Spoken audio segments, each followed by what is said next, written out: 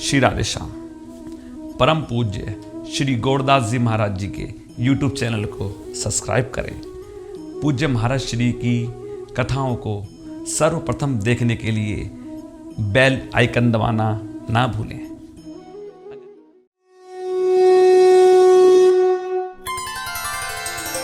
गीता ज्ञान दाता है, गीता वैराग्य दाता है, गीता भक्ति दाता है। बंधुओं, श्रीमद् भगवद गीता के महात्म्य वर्णन है। एकम शास्त्रम देवकी पुत्र गीतम, एको देवो देवकी पुत्र एव, एको मंत्रस्य तस्य नामानि यानि, कर्माप्येकम तस्य देवस्य सेवा।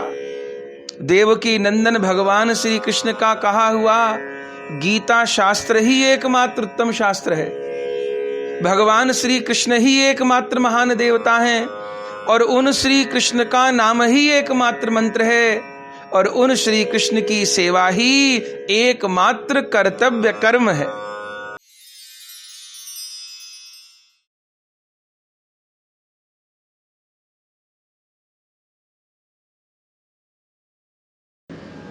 वंदेहं श्रीगुरो श्रीयुतपदकमलं, श्रीगुरुन् वैष्णवांश्च, श्रीरूपं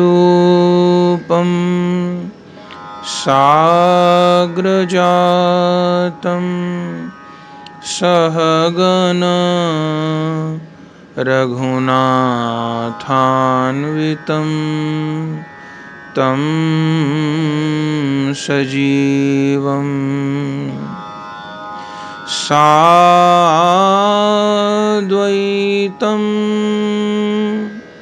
सावधूतं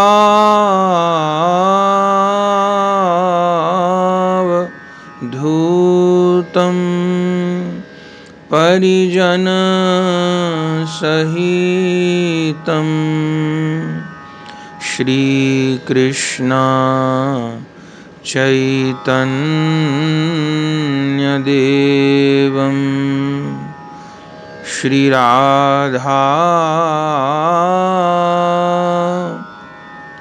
कृष्ण पादान् सहगण ललिता श्री विशाखान्वितांश्च। हरे कृष्ण कृष्ण कृष्ण हरे हरे, हरे राम राम राम हरे हरे। भजनिताय गौर राधे श्याम, जप हरे कृष्णा हरे राम। भजनिताय गौर राधे श्याम, जप हरे कृष्णा हरे राम। भजनिताय गौर राधे श्याम, जप हरे कृष्णा हरे राम। परम करुण पतित पावन अशरण शरण दीन बंधु नवद्वीप बिहारी श्री निताई गौर हरि सरकार, वृंदावन बिहारी श्री राधा माधव युगल सरकार, श्रीमद् राधा रमन चरण दास देव, श्री बड़े बाबा जी महाराज, श्री सद्गुरुदेव की अकारण करुणा के फलस्वरूप श्री कृष्ण की दिव्य वाणी श्रीमद् भगवत गीता जी को श्रवण करने का हमें सौभाग्य प्राप्त हो रहा है, जिसमें प्रथम दिन से लगातार प्रत्येक दिन एक एक अध्याय की चर्चा करते हुए हम आगे बढ़ रहे हैं, जिसमें कल 12वें अध्याय भक्ति योग की चर्चा हमने श्रवण की थी और आज त्रयोदश अध्याय 13वें अध्याय की चर्चा करने के लिए उपस्थित हैं। इस 13वें अध्याय का नाम क्षेत्र क्षेत्रज्ञ विभाग योग है। कहीं कहीं संतों ने प्रकृति पुरुष विवेक योग भी इसको कहा है। इस अध्याय में 34 श्लोक हैं। कहीं प्रति में प्रारंभ में अर्जुन उवाच से एक श्लोक अधिक है, तो फिर 34 के स्थान पर 35 श्लोक हैं। इस अध्याय में भगवान ने क्षेत्र क्षेत्रज्ञ की चर्चा की है। अर्जुन ने जिज्ञासा भगवान से क्षेत्र क्षेत्रज्ञ के विषय में की है। क्षेत्र माने ये शरीर और क्षेत्रज्ञ माने इस क्षेत्र रूपी शरीर को जानने वाला, देखने वाला, माने हमारा आत्म स्वरूप। गीता जी के प्रारंभ में भी धर्म क्षेत्रे कुरुक्षेत्रे शब्द की व्याख्या हमने सुनी थी। ये संसार और स्वयं हमारा शरीर भी एक कर्म क्षेत्र है। कर्म क्षेत्र माने जहां कर्म के बीज बोए जाते हैं। जैसे किसी खेत में गेहूं के बीज बोए जाते हैं, कहीं चावल के, कहीं बाजरे के, कहीं फलों के, कहीं सब्जियों के। तो जैसा बीज बोया जाता है ऐसा ही फल प्राप्त होता है, वैसी फसल प्राप्त होती है। कोई यदि बबूल का बीज बोए तो आम के फल तो आएंगे नहीं, बबूल के ही कांटे लगेंगे। तो ये शरीर क्षेत्र है। क्षेत्र का और सरल अर्थ करें तो खेत है, जैसे किसान का खेत। तो ये देह, ये जगत मनुष्य के लिए एक क्षेत्र है, एक खेत है, जिस खेत में बीज बोए जाते हैं। अब जैसे बीज बोएंगे ऐसा फल प्राप्त होगा। कोई धर्म के बीज बोएगा तो उसके अनुरूप फल प्राप्त होगा, अधर्म के बीज बोएगा उसके अनुरूप फल प्राप्त होगा, पुण्य के बोएगा उसके अनुरूप, पाप के बोएगा उसके अनुरूप। तो यह जो अध्याय है 13वां, ये बहुत गंभीर है और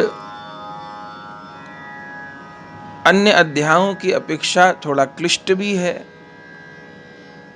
भगवान ने इसमें क्षेत्र क्षेत्रज्ञ के विषय में बताया, आत्मा और परमात्मा के विषय में बताया, ज्ञान और विज्ञान के विषय में बताया, ज्ञान, ज्ञाता और ज्ञेय के विषय में बताया।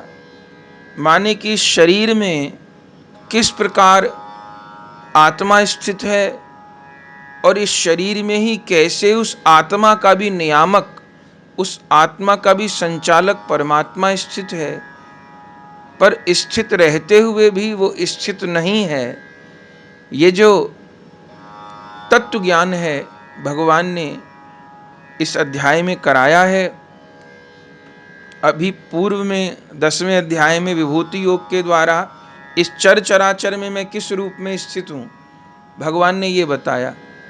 लेकिन अब शरीर में वो किस प्रकार स्थित हैं और शरीर की इंद्रियों का किस अर्थ में वो संचालन कर रहे हैं, जीव को क्यों कर्म बंधन हो रहा है, ये देह घटबढ़ क्यों रही है, कैसे जन्म विकास ह्रास को प्राप्त हो रही है, इस विषय को भगवान ने इस अध्याय में प्रकट किया है।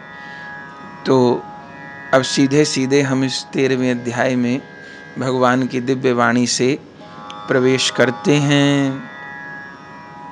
अथ त्रयोदशो अध्यायः श्री भगवान वाच इदं शरीरं कौन्तेय क्षेत्रमित्यभिधीयते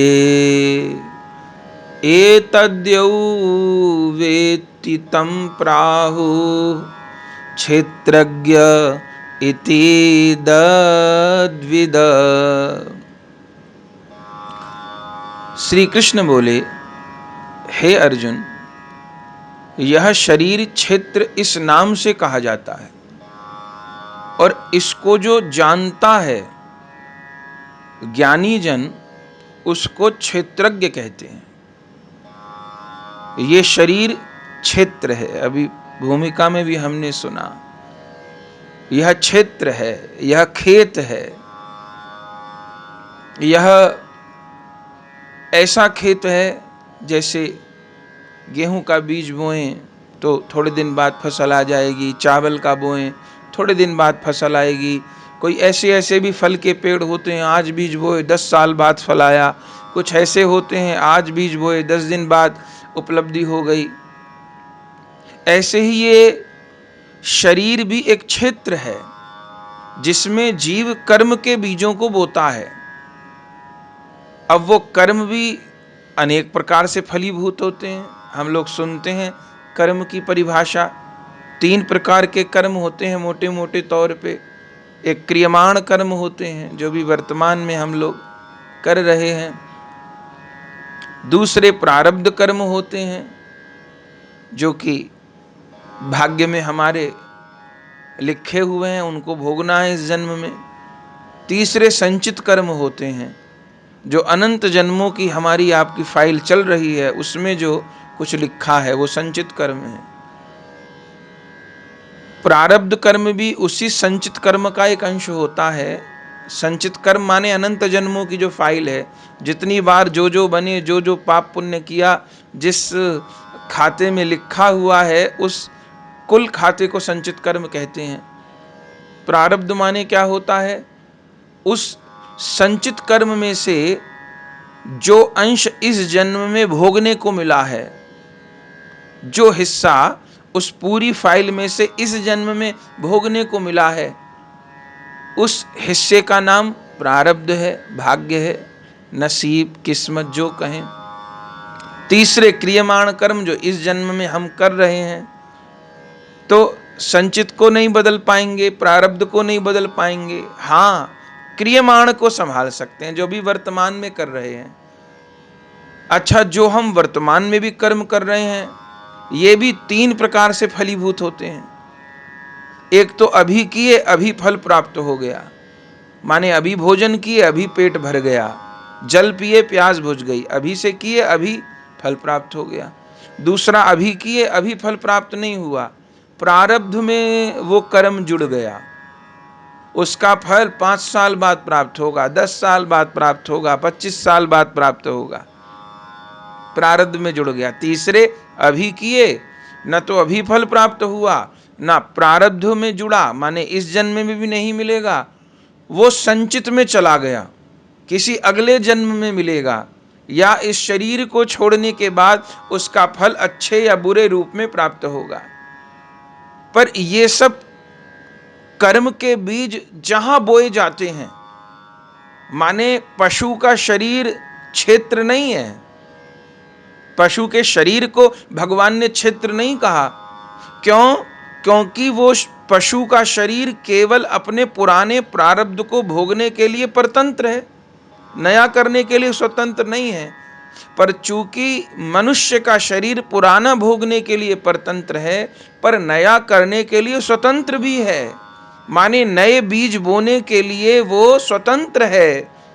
इसलिए यह मानव शरीर क्षेत्र है और इस क्षेत्र को परमात्मा की शक्ति से संपन्न जीवात्मा जो देखता है, क्या हो रहा है, क्या नहीं हो रहा है, क्या गलत है, क्या सही है, उसको देखने वाला, उस क्षेत्र को जानने वाला जो क्षेत्रज्ञ है, जो तत्व है, उसको ज्ञानी जन क्षेत्रज्ञ कहते हैं।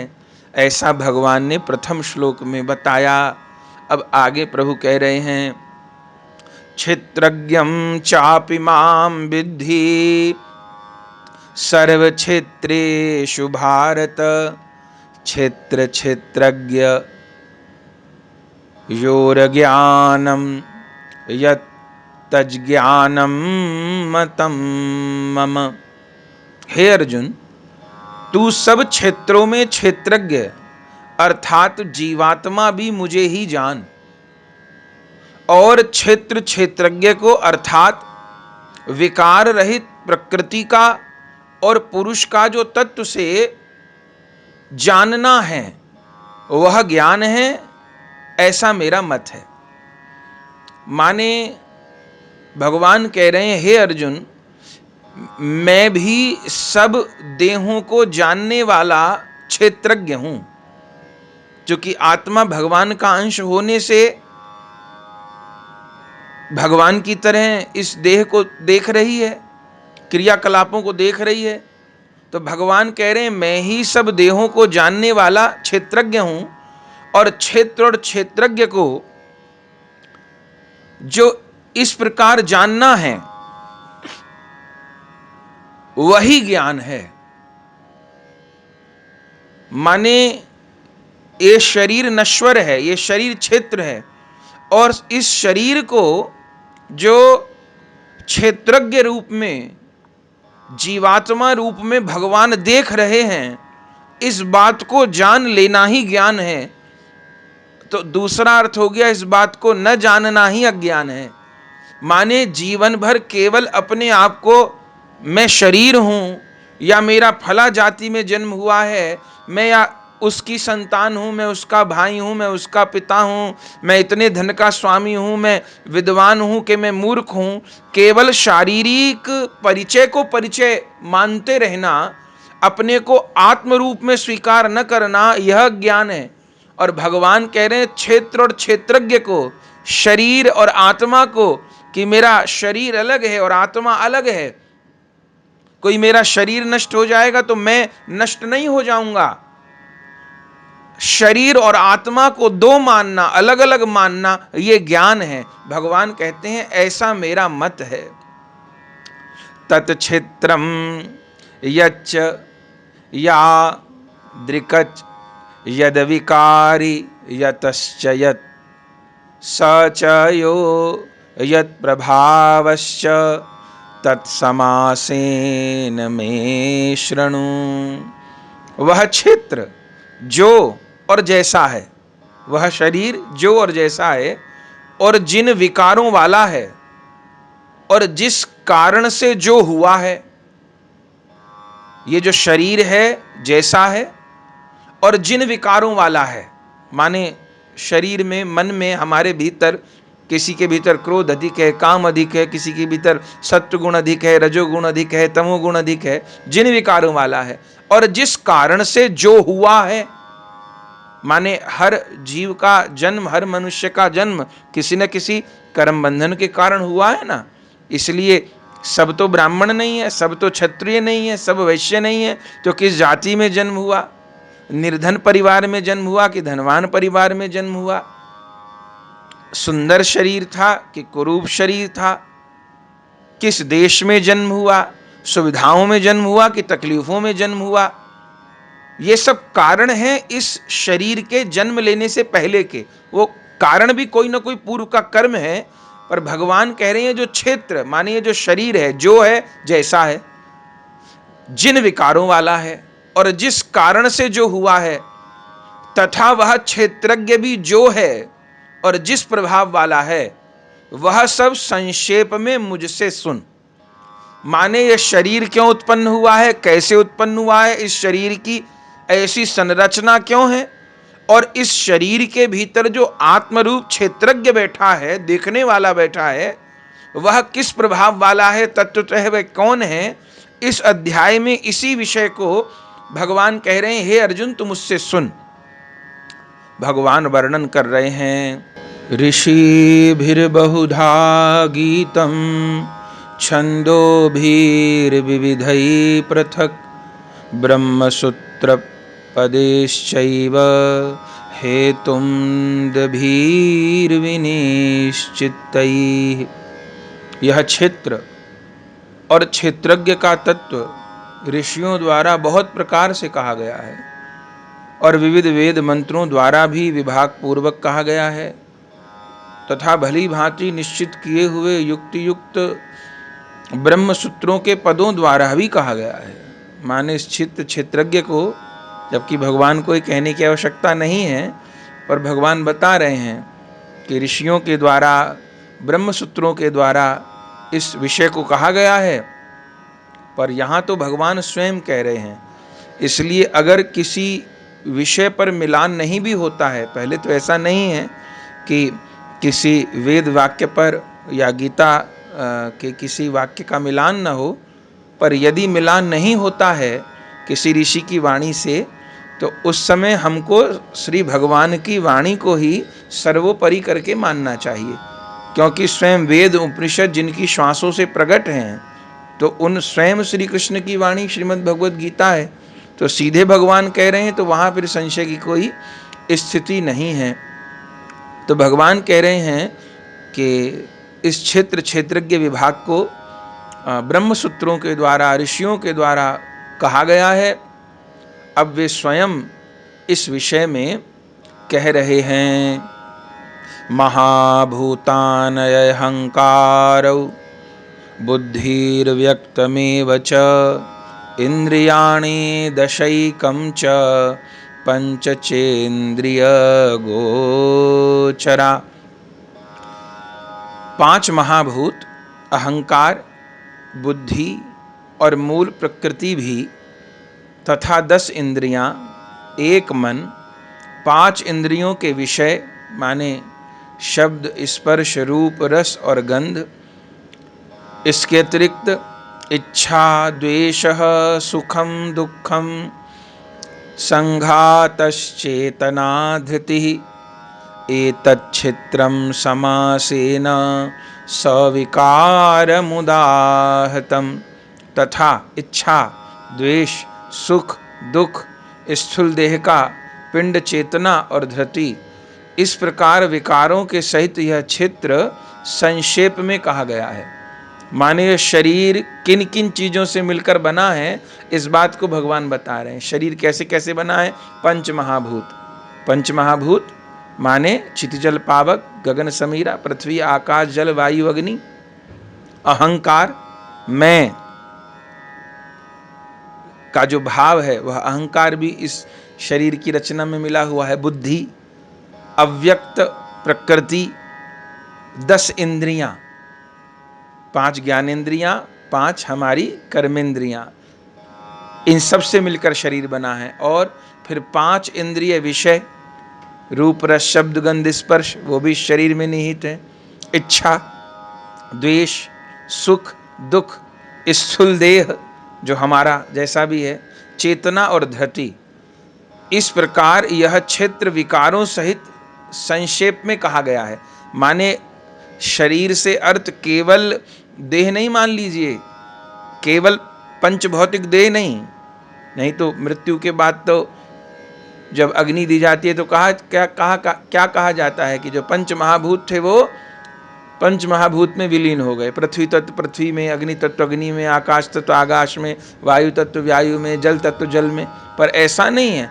क्षेत्र शब्द जो कहा जा रहा है उसमें 5 महाभूत भी है, अहंकार भी है, बुद्धि भी है, 10 इंद्रियां भी हैं, ज्ञानेंद्रियां भी हैं, कर्मेंद्रियां भी हैं, इन इंद्रियों के विषय भी हैं, इच्छा भी है, द्वेष भी है, सुख भी है, दुख भी है और स्थूल देह भी है। इन सबको मिलाकर के क्षेत्र शब्द की संज्ञा दी जा रही है।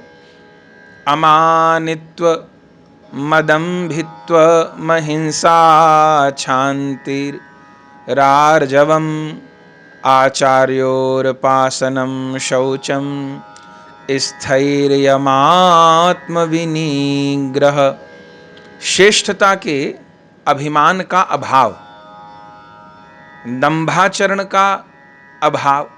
अब पहले भगवान ने बता दिया कि क्षेत्र किसको कहा, माने शरीर, इन सबको मिलाकर शरीर कहा गया, क्षेत्र कहा गया, जिसमें जीव कर्म के बीजों को बोता है और फिर उसको अनेक जन्मों में भोगता रहता है। अब भगवान ये बता रहे हैं कि ज्ञान क्या है, ज्ञान क्या है उसको बता रहे हैं। 4-5 श्लोकों में ज्ञान क्या है इसका भगवान वर्णन करेंगे।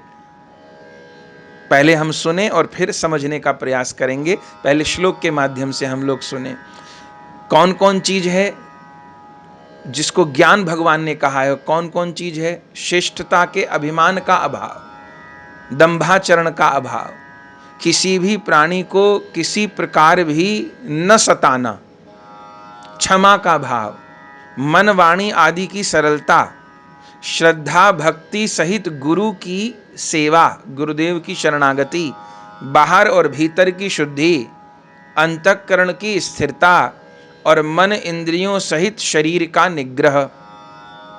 और क्या है ज्ञान? इंद्रियार्थेषु वैराग्य मन अहंकार एवच जन्म मृत्यु जरा व्याधि दुख दोषानुदर्शनम। इस लोक और परलोक के संपूर्ण भोगों में आसक्ति का अभाव और अहंकार का भी अभाव, जन्म मृत्यु जरा और रोग आदि में दुख और दोषों का बार बार विचार करना, ये सब ज्ञान के भीतर आते हैं। असक्तिर न भिष्वंग पुत्रदार गृहादिषु नित्यं च समचित्त त्वमिष्टानिष्टोपपत्तिषु। पुत्र स्त्री घर और धन आदि में आसक्ति का अभाव, ममता का न होना तथा प्रिय और अप्रिय की प्राप्ति में सदा ही चित्त का सम रहना। मयि चानन्य योगेन भक्तिर्व्यभिचारिणी विविक्त देश सेवित्वम रतिर्जन संसदि। मुझ परमेश्वर में अनन्य योग के द्वारा अव्यभिचारिणी भक्ति, अव्यभिचारिणी भक्ति माने जब भगवान को ही केवल अपना न माना जाए, अपने इष्ट देव को ही अपना न माना जाए, इष्ट देव के साथ में और सबको भी अपना माना जाए, या इष्ट निष्ठा न हो, या गुरु निष्ठा न हो, या नाम निष्ठा न हो। कभी किसी के प्रति श्रद्धा हो जाए, कभी थोड़ी देर किसी के प्रति श्रद्धा हो जाए, कभी किसी के प्रति श्रद्धा हो जाए, तो इस भाव को व्यभिचारी भक्ति कहते हैं। और अपने इष्ट में, अपने नाम में, अपने गुरु में, अपने साधन में जो एक निष्ठा है, माने जैसे एक स्त्री की अपने पति में एक निष्ठा होती है, ऐसी निष्ठा जब भक्त की होती है अपने इष्ट में, गुरु में, नाम में, साधन में, तो उसको अव्यभिचारी भक्ति कहते हैं। और निष्ठा नहीं होती तो उसको व्यभिचारी भक्ति कहते हैं। तो भगवान कह रहे हैं मुझ परमेश्वर में अनन्य योग के द्वारा अव्यभिचारिणी भक्ति तथा एकांत और शुद्ध देश में रहने का स्वभाव और विषयासक्त मनुष्यों के समुदाय में प्रेम का न होना, ये सब ज्ञान के लक्षण हैं। अध्यात्म ज्ञान नित्यत्वम तत्व ज्ञानार्थ दर्शनम एतज ज्ञानमिति प्रोक्तम ज्ञानम यदतोन्यथा। अध्यात्म ज्ञान में नित्य स्थिति। अध्यात्म ज्ञान किसको कहते हैं? कि ये शाश्वत है और ये अशाश्वत है, ये नित्य है और ये अनित्य है, इसके ज्ञान को अध्यात्म ज्ञान कहते हैं। तो अध्यात्म ज्ञान में नित्य स्थिति और तत्व ज्ञान के अर्थ रूप परमात्मा को ही देखना। अर्जुन यह सब ज्ञान है। माने 7वें श्लोक से लेकर के अब 11वें श्लोक पर हम आ गए। तो 7वें श्लोक से लेकर के 11वें श्लोक तक का जो भाव है, भगवान ने जो जो गुण बताए हैं, ये सब ज्ञान है।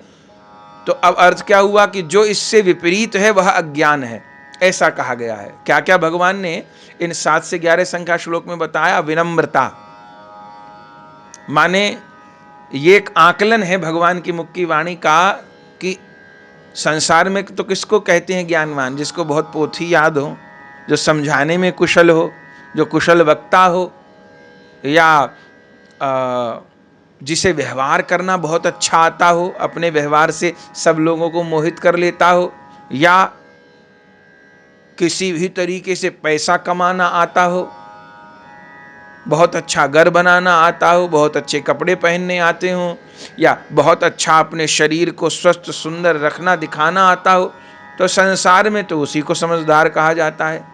लेकिन भगवान की दृष्टि में कौन ज्ञानवान है, माने कौन समझदार है, कौन बुद्धिमान है, ये 7 से लेकर 11 तक श्लोक में इस बात का वर्णन किया गया है। कौन कौन गुण है उनको एक बार फिर ध्यान पूर्वक सुने। विनम्रता, यदि जीवन में विनम्रता है तो भगवान कहते हैं वो ज्ञानियों में आता है, वो ज्ञानवान है। दूसरा, दंभाचरण का अभाव, नाटक नहीं करता, दिखावा नहीं करता, जिंदगी दिखावे में नहीं उसकी नहीं जा रही है, वह ज्ञानी है।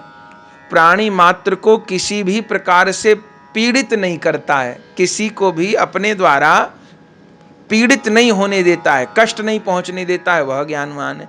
जिसके भीतर क्षमा भाव है, जो अपने प्रति किए हुए दूसरे के अपराधों को क्षमा कर देता है, और जिसकी मन वाणी में सरलता है। किसी किसी की इतनी वाणी कुटिल होती है कि बात समझ में ना आए, और वो उससे गर्व भी महसूस करता है, अरे मैंने ऐसी बात बोली वो समझ नहीं पाया। लेकिन गोस्वामी तुलसीदास जी भी कहते हैं, नवम सरल सब सन छल ही ना। तो जो सरलता है, भले दुनिया उसको कहे कि मूर्ख है, पर भगवान कह रहे हैं मन और वाणी की जो सरलता है वह भी ज्ञान है। और बहुत कठिन है ये मन वाणी की सरलता होना। आज कलयुग में तो कुटिलता ही निरंतर बढ़ती जा रही है, पर मन वाणी की सरलता को भगवान ज्ञान बता रहे हैं।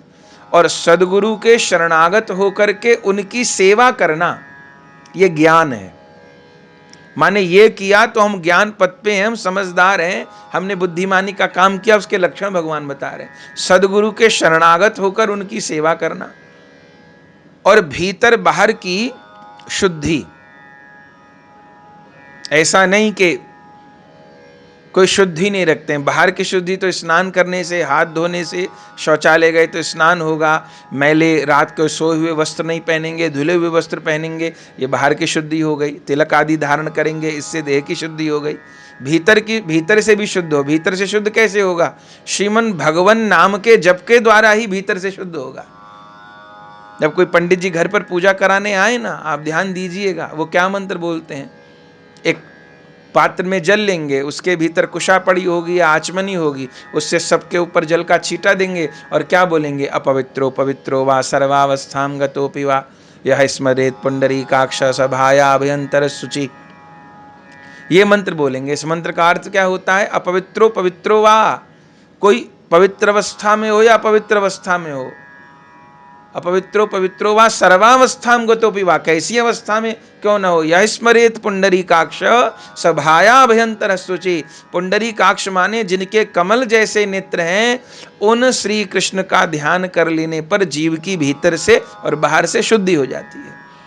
तो बाहर की शुद्धि के लिए स्नान किया, तिलक धारण किया, तो बाहरी शरीर की शुद्धि हुई, और भीतर की शुद्धि भगवान नाम करने से ही होती है। भगवान नाम जप के द्वारा, भगवान नाम संकीर्तन के द्वारा, भगवान के मंगलमय रूप के ध्यान के द्वारा भीतर की शुद्धि होती है।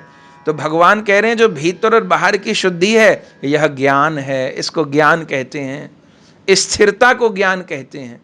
माने जीवन में अस्थिरता तो नहीं है, जीवन में अत्यधिक चंचलता तो नहीं है। एक भक्त का जीवन स्थिर होता है, वो बहुत ज्यादा उच्छृंखल नहीं होता है।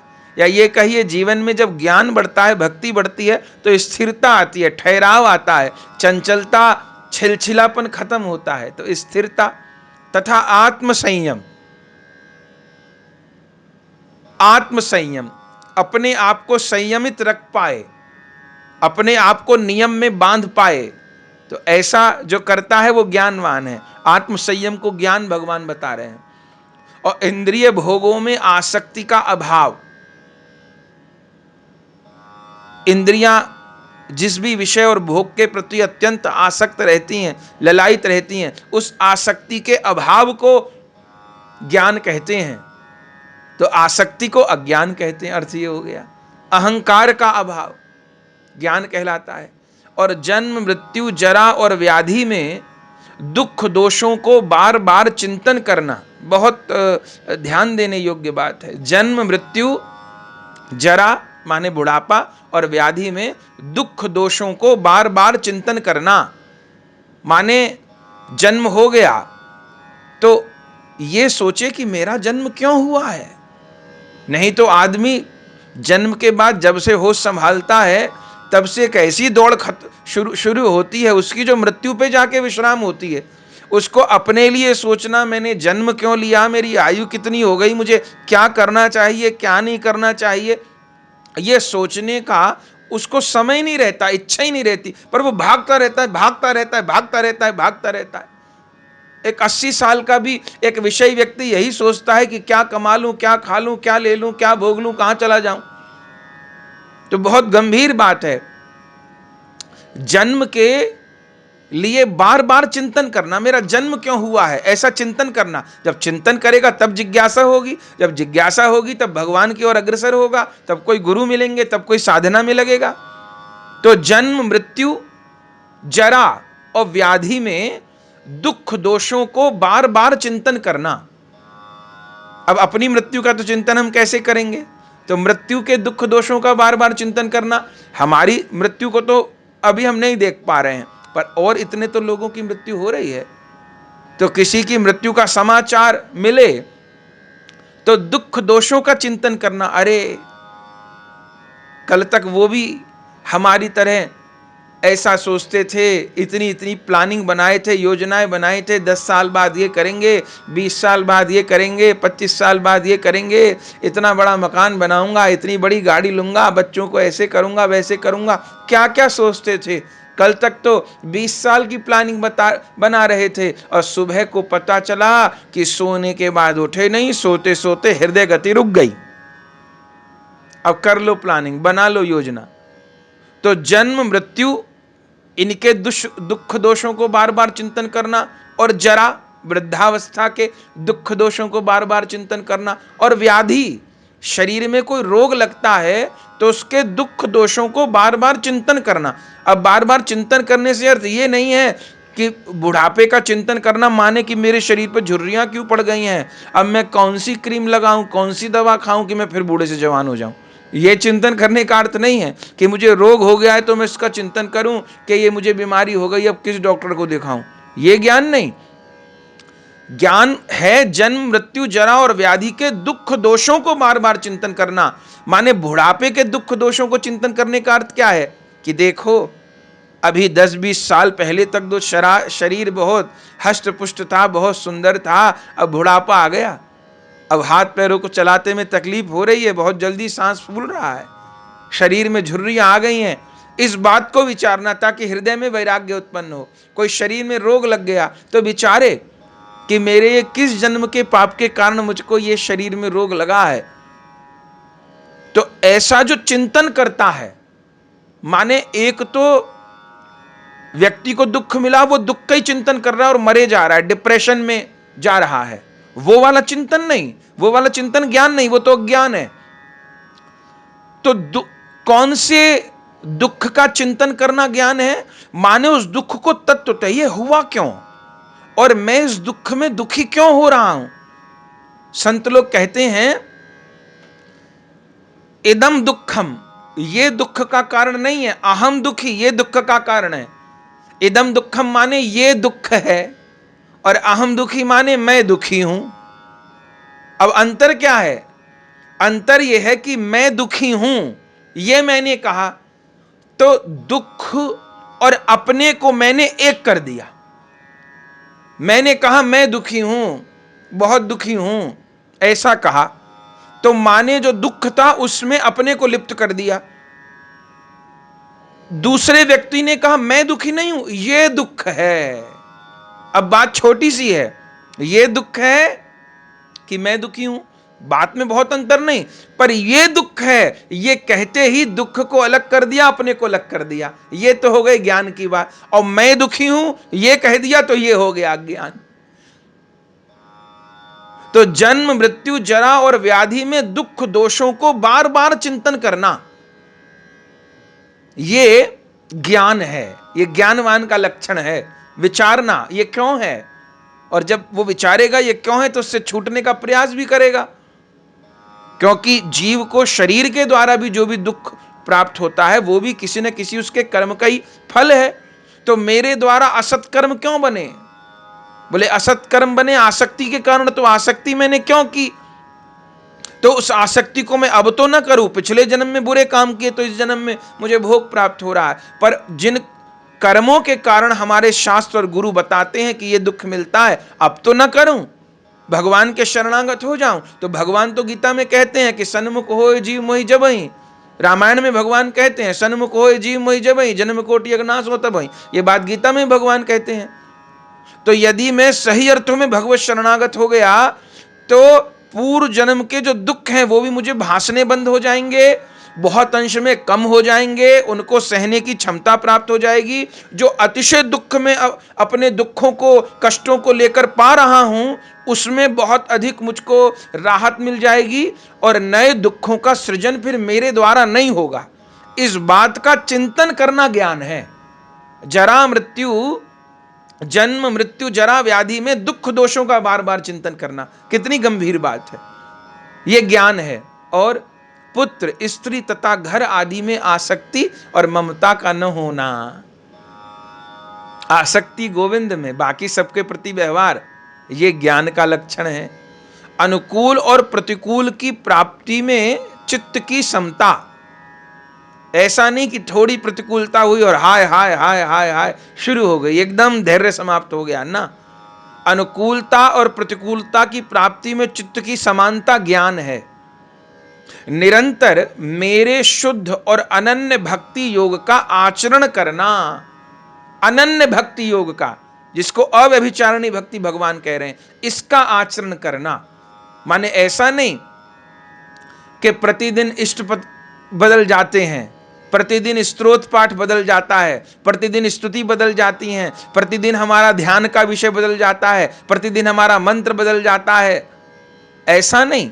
अनन्य भाव से अपनी गुरु निष्ठा में एकाग्र होते हुए, नाम निष्ठा में एकाग्र होते हुए, जो गुरु आचार्यों के द्वारा बताया गया साधन है, उसी साधन में एकदम अनन्य भाव से लगे रहना, अपनी इष्ट की साधना में लगे रहना। जैसा जैसा गुरुजन लोग उपदेश करते हैं ऐसा ऐसा अनन्य भाव से उसी साधन में लगे रहना, अपने मन को कभी भी न भटकाना। भगवान कह रहे हैं इसको मैं ज्ञान घोषित करता हूं। शुद्ध और अनन्य भक्ति योग का आचरण और एकांतवास। अब एक विरक्त के लिए, साधु के लिए तो एकांतवास समझ में आया, जो अकेला रहता, घर परिवार में नहीं रहता। पर ग्रस्त कैसे समझेगा एकांतवास को? उसको तो परिवार में रहना है। देखिए, केवल शरीर के अकेले रहने को एकांतवास नहीं कहते हैं। शरीर से अकेले रहे और मन के भीतर कोई ना कोई घुसा रहा तो वो एकांत, वो किसी काम का एकांत नहीं है। ये जैसे मौन, अब मुख से मौन हो गए, उसकी बड़ी महिमा, भगवान ने तो कहा मैं मौन हूं, भगवान की विभूति है मौन होना। पर मौन का अर्थ केवल मुंह बंद कर देना नहीं है, अपने मन को भी बंद करना मौन है। नहीं तो संसार में कभी सास बहू की लड़ाई हो जाती है, एक दूसरे से बोलना छोड़ देती हैं, चुप हो जाती हैं, तो मौन तो वहां पर भी है। पर वो मौन भगवान की विभूति नहीं है, मुंह से ही मौन है, बाकी भीतर तो तूफान चल रहा है, संग्राम छिड़ा हुआ है। तो वैसा मौन भगवान नहीं है। कौन सा मौन भगवान है कि वाणी भी शांत है और चित्त भी शांत है। और वह चित्त जब शांत होगा, जब आसक्ति कम होएगी या कामनाओं पे अंकुश लगेगा तो मन शांत होगा। चूंकि कामनाओं के, आसक्ति के नाग ही निरंतर डसते रहते हैं चित्त को, और चित्त शांत बना रहता है। तो भगवान कह रहे हैं एकांतवास ज्ञान है। तो एकांतवास माने कि शरीर से एकांतवास सुलभ हो तो बहुत अच्छी बात है। घर में ये व्यवस्था है तो थोड़ी ऐसी व्यवस्था बनाए कि हर समय ही घर के लोगों के बीच बैठे रहना और बिना किसी बात के किसी न किसी विषय पर व्यर्थ की चर्चा करते रहना, उससे अच्छा एकांत में बैठा जाए। लेकिन आज तो व्यक्ति एकांत में बैठ गया तो मोबाइल लेके बैठ जाएगा, तो फिर फेसबुक के माध्यम से और कितने कितने साधन है उसके माध्यम से हजारों लोगों से जुड़ जाएगा। तो फिर एकांतवास को भगवान ज्ञान किस प्रकार कह रहे हैं? देखिए, एकांतवास ज्ञान है किस अर्थ में? जहां मन एकांत में है, जहां एक का भी अंत है, माने मैं शरीर हूं इस भाव का अंत है, बस मेरे प्रियतम है इस भाव की जहां स्थिति है वहां एकांत है। माने अपने हृदय में श्री प्रभु के अतिरिक्त, श्री इष्ट देव गुरुदेव के अतिरिक्त किसी का भी न होना। अब व्यवहार तो शरीर से करना है ना, शरीर से करें, मन से थोड़ा व्यवहार करना है, शरीर से करना है। शरीर के संबंधों की बात शरीर तक रहने दें। तकलीफ कब होती है, बीमारी कब लगती है, व्यक्ति का जन्म मरण कब बिगड़ता है? जब वो शरीर के संबंधों की बातों को हृदय तक ले आता है। अरे जब संबंध शरीर के हैं तो उनके दुख सुखों को शरीर तक रहने दें, क्योंकि जैसे ये शरीर छूटेगा ऐसे सारे शरीर के संबंध समाप्त हो जाएंगे। शरीर के छूटते ही कोई किसी की मां नहीं, बाप नहीं, पिता नहीं, भाई नहीं, बहन नहीं, मौसी नहीं, मामा नहीं, मामी नहीं, कोई नहीं, सब खत्म हो गया शरीर छूटते ही। तो शरीर से ही संबंध है और उन संबंधों के कारण ही हमको दुख सुख मिलते हैं। तो उस दुख सुख को हम शरीर तक ही रखें ना, भीतर क्यों ले जाते हैं उसको? और यदि उन शरीर के दुख सुखों को भीतर ले जाएंगे तब तकलीफ होगी। केवल यही जन्म नहीं बिगड़ेगा, अनंत जन्म बिगड़ेंगे। तो भगवान कह रहे हैं एकांतवास को भी मैं ज्ञान बोलता हूं, पर एकांतवास शरीर से एकांतवास हो बिल्कुल उचित है। बहुत ज्यादा जन संपर्क ना करना, हर समय केवल बैठे न रहना किसी किसी के बीच और व्यर्थ की बातें न करते रहना। एकांतवास का अर्थ है कि मन के द्वारा एकांत होना। माने धन में भाग है, धर्म में भाग है, पर प्रेम में भाग नहीं काहू को। तन में भाग है, शरीर में भाग है, देह में भाग है, गेह में भाग है, लेकिन हृदय में भाग नहीं काहू को। ये हृदय तो एकमात्र श्री कृष्ण की विहार भूमि है। इस हृदय को तो मैं वृंदावन बनाऊंगा। शरीर भले मेरा रोगी हो, मैं नहीं ठीक कर पा रहा, डॉक्टर कह रहे हैं अब तो रोग ठीक नहीं होगा, पूरी जिंदगी दवाई खानी पड़ेगी, कोई बात नहीं। अब शरीर को मैं स्वस्थ कर पाऊं मेरे हाथ की बात नहीं है, जो है ठीक है, जितना दवाओं से ठीक हो पाएगा ठीक है, लेकिन मन को तो स्वस्थ कर सकता हूं ना। मन में तो व्यर्थ के रोग मैंने लगा रखे हैं ना। और वो मन कब ठीक होगा? जब मन में जितना कुछ कूड़ा कचरा इकट्ठा कर रखा है व्यर्थ की बातें, उस पर झाड़ू लगेगी, सफाई होगी, और उस शुद्ध मन में मनमोहन को बिठाया जाएगा। तो उस शुद्ध मन में मोहन का जो चिंतन है वही एकांतवास है। भगवान कह रहे हैं ऐसे एकांतवास को मैं ज्ञान घोषित करता हूं। और विषयी जन समुदाय में प्रीति का अभाव, जो निरंतर बस विषय चिंतन में ही लगे हुए हैं, संसार में ही लगे हुए हैं, और कहते हैं भैया हम तो यहीं पैदा हुए यहीं मरेंगे, अब कोई बात नहीं, जो होगा सो होगा। तो ऐसे जो विषयी लोग हैं उनमें जन समुदाय में प्रीति का भाव और स्वरूप साक्षात्कार में नित्य दृढ़ निष्ठा। स्वरूप साक्षात्कार, स्वरूप साक्षात्कार माने मैं आत्मा हूं, मैं शरीर नहीं हूं, और यह आत्मा श्री कृष्ण का अंश है, श्री कृष्ण ही मेरे अंशी हैं। इस संबंध से मैं श्री कृष्ण का दास हूं, श्री कृष्ण ही मेरे स्वामी हैं, मैं शरीर नहीं हूं। हो सकता है पिछले जन्म में जाने कौन शरीर हो, अगले जन्म में जाने कौन शरीर मिले। आज जो मेरे पिता बने हैं हो सकता है कि अगले जन्म में वो मेरे पुत्र हो, या जो मेरा पुत्र है हो सकता है वो मेरा 10 बार पिता बन चुका हो। तो व्यक्ति अपनी संबंध निष्ठा को प्रबलतर करता रहता है, इसका नाम है अज्ञान। और स्वरूप साक्षात्कार में नित्य दृढ़ निष्ठा, माने मैं आत्मा हूं, मैं भगवान का दास हूं, मैं भगवान का दास हूं।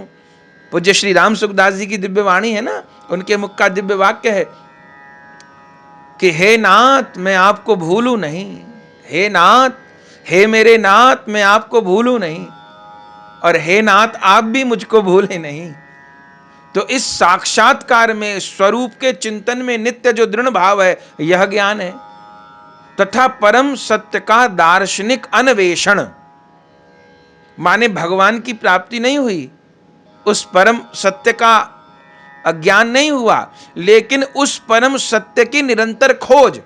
अब एक भक्त के लिए कहें तो निरंतर इस प्रयास में रहना कि कैसे भगवान का ध्यान बने और वह चिंतन कैसे मेरे ध्यान में आवे, श्री राधा गोविंद की मधुर छवि कैसे मेरे हृदय में उतरे, भले झूठे ही सही, भले चित्र के माध्यम से, श्री विग्रह के माध्यम से वह ध्यान मेरे चित्त में आए और फिर धीरे धीरे उस झांकी को मैं अपने चित्त में प्रगाढ़ करता जाऊं। ये जो प्रयास है, ये जो परम सत्य का दार्शनिक अन्वेषण है, अपने कल्याण की जो खोज है, अपने कल्याण में जो तत्पर रहना है, भगवान कहते हैं इन सब को मैं ज्ञान घोषित करता हूं। बहुत ध्यान देने योग्य बात है। तो अर्थ क्या हुआ कि इसके जो भी विपरीत है, इन जो भी बातें बताई विनम्रता से लेकर के और अन्वेषण तक, जितनी भी बातें हैं ये सब ज्ञान है, और जो इनके विपरीत है वह सब अज्ञान है। आगे प्रभु कह रहे हैं, ज्ञेयं यत्तत् प्रवक्ष्यामि यज्ञात्वा अमृतमश्नुते अनादि मत्परम ब्रह्म न सत्तन्नासदुच्यते।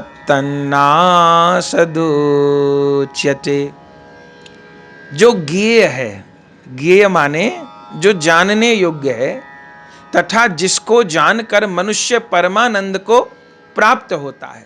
जो जानने योग्य है तथा जिसको जानकर मनुष्य परमानंद को प्राप्त होता है, उसको भली भांति मैं कहूंगा।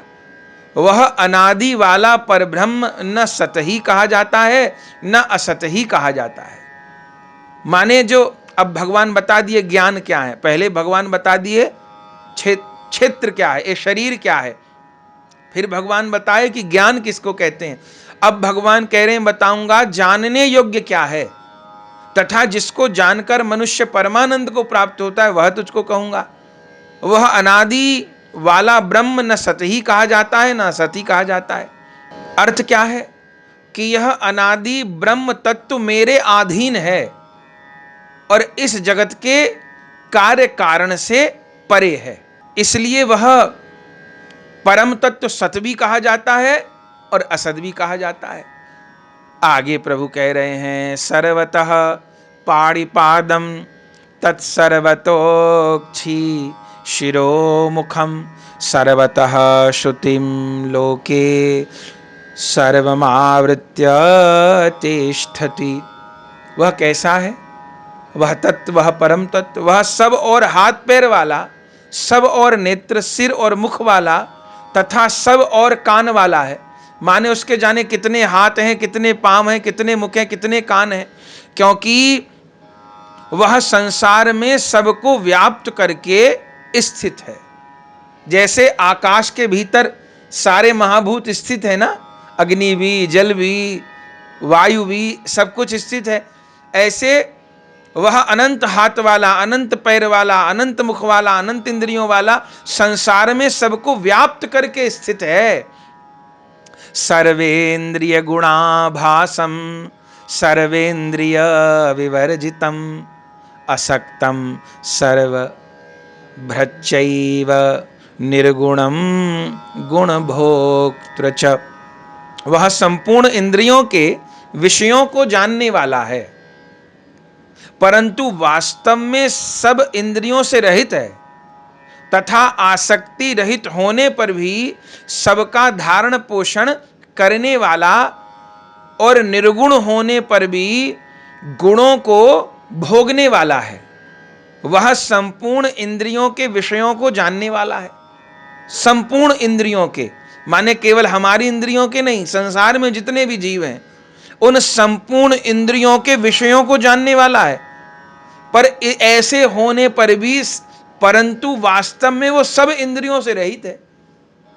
माने हमारी इंद्रियां कैसे विषय का उपभोग कर रही हैं और उपभोग से कैसा पाप पुण्य हो रहा है उसको प्रभु सब जानने वाले हैं। लेकिन जानने वाले हैं तो ये ना मान ले कि वह इंद्रियों से युक्त है, ना ना, वह लौकिक इंद्रियों से सर्वथा रहित है, सब इंद्रियों से रहित है। तथा आसक्ति रहित होने पर भी सबका धारण पोषण करने वाला है। अब संसार में हम जिनको धारण पोषण करते हैं उनमें आसक्ति होती है, लेकिन भगवान सारे जगत का धारण पोषण करने पर भी आसक्ति रहित हैं, तो वह सबका धारण पोषण करने पर भी आसक्ति रहित है और निर्गुण होने पर भी गुणों को भोगने वाला है। अब यहां निर्गुण का अर्थ निराकार नहीं है, निर्गुण का अर्थ है जिसमें सात्विक, राजसिक और तामसिक गुण नहीं है। मनुष्यों में जो गुण होते हैं, कभी सत्व गुण छाता है, कभी रजोगुण छाता है, कभी तमोगुण छाता है, तो जो निर्गुण होने पर भी गुणों को भोगने वाला है, सत रज तम को भोगने वाला है, माने ये विरोधाभास है, ये भगवान का विरुद्ध धर्माश्रयी स्वरूप है। गुणों को भोगने वाले भी हैं पर निर्गुण भी हैं। उन प्रभु का कैसा स्वरूप है? बहिरंतश्च भूतानां चरम चरमेव च सूक्ष्म त्वात् तद्विज्ञेयं दूरस्थं चान्तिके च तत्। वह चराचर सब भूतों के बाहर भीतर परिपूर्ण है और चर अचर भी वही है। वह चराचर सब भूतों माने सब जीवों के, सब प्राणियों के बाहर भीतर परिपूर्ण है, चर अचर भी वही है और वह सूक्ष्म होने से अविज्ञेय है, माने उसको जाना नहीं जा सकता, और अति समीप में और दूर में भी स्थित वही है। अर्थ क्या हुआ? परमात्मा सब इंद्रियों का मूल स्रोत होते हुए भी प्राकृत इंद्रियों से रहित है। अब सब इंद्रियों को चेतना किससे मिल रही है? हाथ काम कर रहे हैं, पांव काम कर रहे हैं, पेट काम कर रहा है, आंख काम कर रही है, कान काम कर रहा है, शरीर काम कर रहा है, जो भीतर के अंग हैं काम कर रहे हैं। तो परमात्मा सब इंद्रियों का मूल स्रोत होते हुए भी वह प्राकृत इंद्रियों से रहित है। प्राकृत माने लौकिक इंद्रियां, जैसे हमारी इंद्रियां हैं उनसे वो रहित है और संपूर्ण प्राणियों का धारण पोषण करता है, परंतु आसक्ति रहित है, माया के गुणों से परे है और साथ ही उनका स्वामी भी है। वह अविज्ञेय है। अविज्ञेय माने कि इतना सूक्ष्म है, जैसे सूर्य की किरणों में स्थित हुआ जल बहुत सूक्ष्म होने से साधारण मनुष्यों के जानने में नहीं आता, वैसे ही सर्वव्यापी परमात्मा भी सूक्ष्म होने से साधारण मनुष्यों के जानने में नहीं आता है। तो वह अविज्ञेय इसलिए है क्योंकि वो साधारण मनुष्य के जानने में नहीं आता। फिर भगवान कह रहे हैं वह अत्यंत समीप है और अत्यंत दूर है। तो समीप कैसे है? चूंकि वह भगवान सर्वत्र परिपूर्ण रूप में व्याप्त है और सबके भीतर आत्म रूप में भी विराजमान है, तो इसलिए बहुत समीप है। लेकिन जो श्रद्धा रहित हैं, अज्ञानी पुरुष हैं, उनके वे नहीं जान पाते अपने अज्ञान के कारण, अश्रद्धा के कारण, तो उनके लिए वे अत्यंत दूर भी है, अविज्ञेय भी है, अत्यंत पास भी है और अत्यंत वह दूर भी है। और उसका कैसा स्वरूप है? अविभक्तम च भूतेषु विभक्तमिव च स्थितं भूत भरत्र च तजज्ञेयं ग्रसिष्णु प्रभवेष्णु च। वह परमात्मा विभाग रहित एक रूप से आकाश के सदृश परिपूर्ण होने पर भी चराचर जो भी कुछ चर और अचर ये जगत है, चराचर संपूर्ण प्राणियों में विभक्त सा प्रतीत होता है, तथा वह जानने योग्य परमात्मा विष्णु रूप से समस्त जीवों को धारण पोषण करने वाला, रुद्र रूप से संहार करने वाला और ब्रह्मा रूप से सबको उत्पन्न करने वाला है। माने अलग अलग, अब कोई कहे कि परमात्मा तो अखंड है, अब वो सबके भीतर विराजमान है तो फिर वो विभक्त हो गया, ना ना।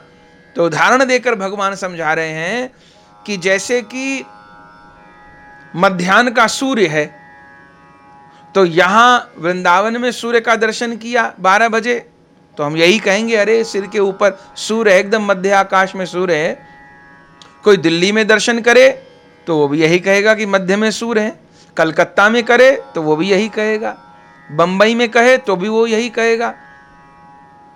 अब वो सूर्य एक है और हर व्यक्ति को यही लग रहा है कि वो मेरे ही सिर के ऊपर है। 1000 किलोमीटर दूर भी किसी का घर है तो उसको लग रहा है मेरे घर के ऊपर सूर्य है। बंबई वाले कह रहे हैं मेरे घर के ऊपर सूर्य है, कलकत्ता वाले कहेंगे मेरे घर के ऊपर सूर्य है, दिल्ली में बैठे लोग कहेंगे मेरे घर के ऊपर सूर्य है, वृंदावन में बैठे लोग कहेंगे मेरे घर के ऊपर सूर्य है। लेकिन वास्तव में वो सूर्य अपने जगह स्थित है, पर अलग अलग स्थान पर देखने पर वो मेरे अधिक निकट है, वो मेरे घर के ऊपर है, ऐसा प्रतीत हो रहा है। तो अलग अलग जीवों में पृथक पृथक रूप से स्थित लगता हुआ भी परमात्मा वास्तव में नित्य विभाग रहित है। उसको ऐसा न मान ले कि चींटी के भीतर छोटे वाला भगवान है और हाथी के भीतर बड़े वाला भगवान है। ना ना, वह समान रूप से व्याप्त है, पर समान रूप से व्याप्त होने पर भी वो कोई उसके विभाग बट गए हैं ऐसा नहीं है। उसे ही संपूर्ण प्राणियों का जन्मदाता, पालक और संहार करने वाला समझना चाहिए। माने वही परम तत्व विष्णु मूर्ति के द्वारा पालन का काम करता है, वही परम तत्व ब्रह्मा जी को शक्ति दे करके जन्म का कार्य करता है और वही रुद्र मूर्ति से संहार का कार्य भी करता है। ज्योतिषामपि तज्ज्योतिस्तमसः परमुच्यते ज्ञानं ज्ञेयं ज्ञानगम्यं हृदि सर्वस्य विष्ठितम्। वह परब्रह्म ज्योतियों का भी ज्योति एवं माया से अत्यंत परे कहा जाता है। वह परमात्मा बोध स्वरूप जानने के योग्य और तत्व ज्ञान से प्राप्त करने योग्य है और सबके हृदय में विशेष रूप से स्थित है। माने वह ज्योतिर्वानों की ज्योति का स्रोत है। जो भी ज्योति निकल रही है, अब ये भागवत जी में भी हम श्रवण करते हैं, जब उद्धव गोपियों के पास गए और उनको योग का उपदेश दिया और कहा क्यों कृष्ण के लिए रोती हो, दोनों भक्तियों के बीच में ज्योति का ध्यान करो तो क्या होगा।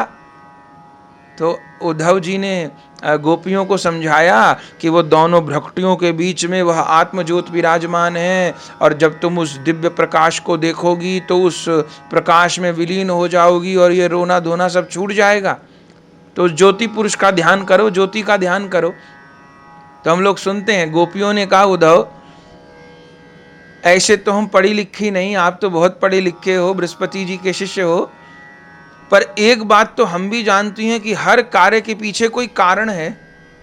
तो जिस ज्योति का तुम ध्यान करने को कह रहे हो उस ज्योति का कारण बताओ। तुम उस ज्योति में विलीन होने की बात कर रहे हो, ज्योति को देखने की बात कर रहे हो, योगाभ्यास की बात कर रहे हो, रीढ़ की हड्डी को सीधा करके रहें उसकी बात कर रहे हो। तो हमने माना कि वो ज्योति पुरुष परम है, पर उस हर कार्य का कारण है।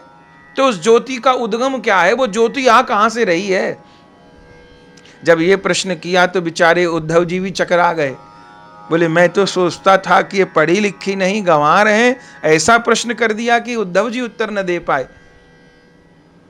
तब मन में विचार करने लगे कि ये तो सीखा कि ज्योति का ध्यान करो, पर ये नहीं जान पाए कि ज्योति कहां से आ रही। अब ये कह रही है ज्योति है तो उद्गम तो होगा।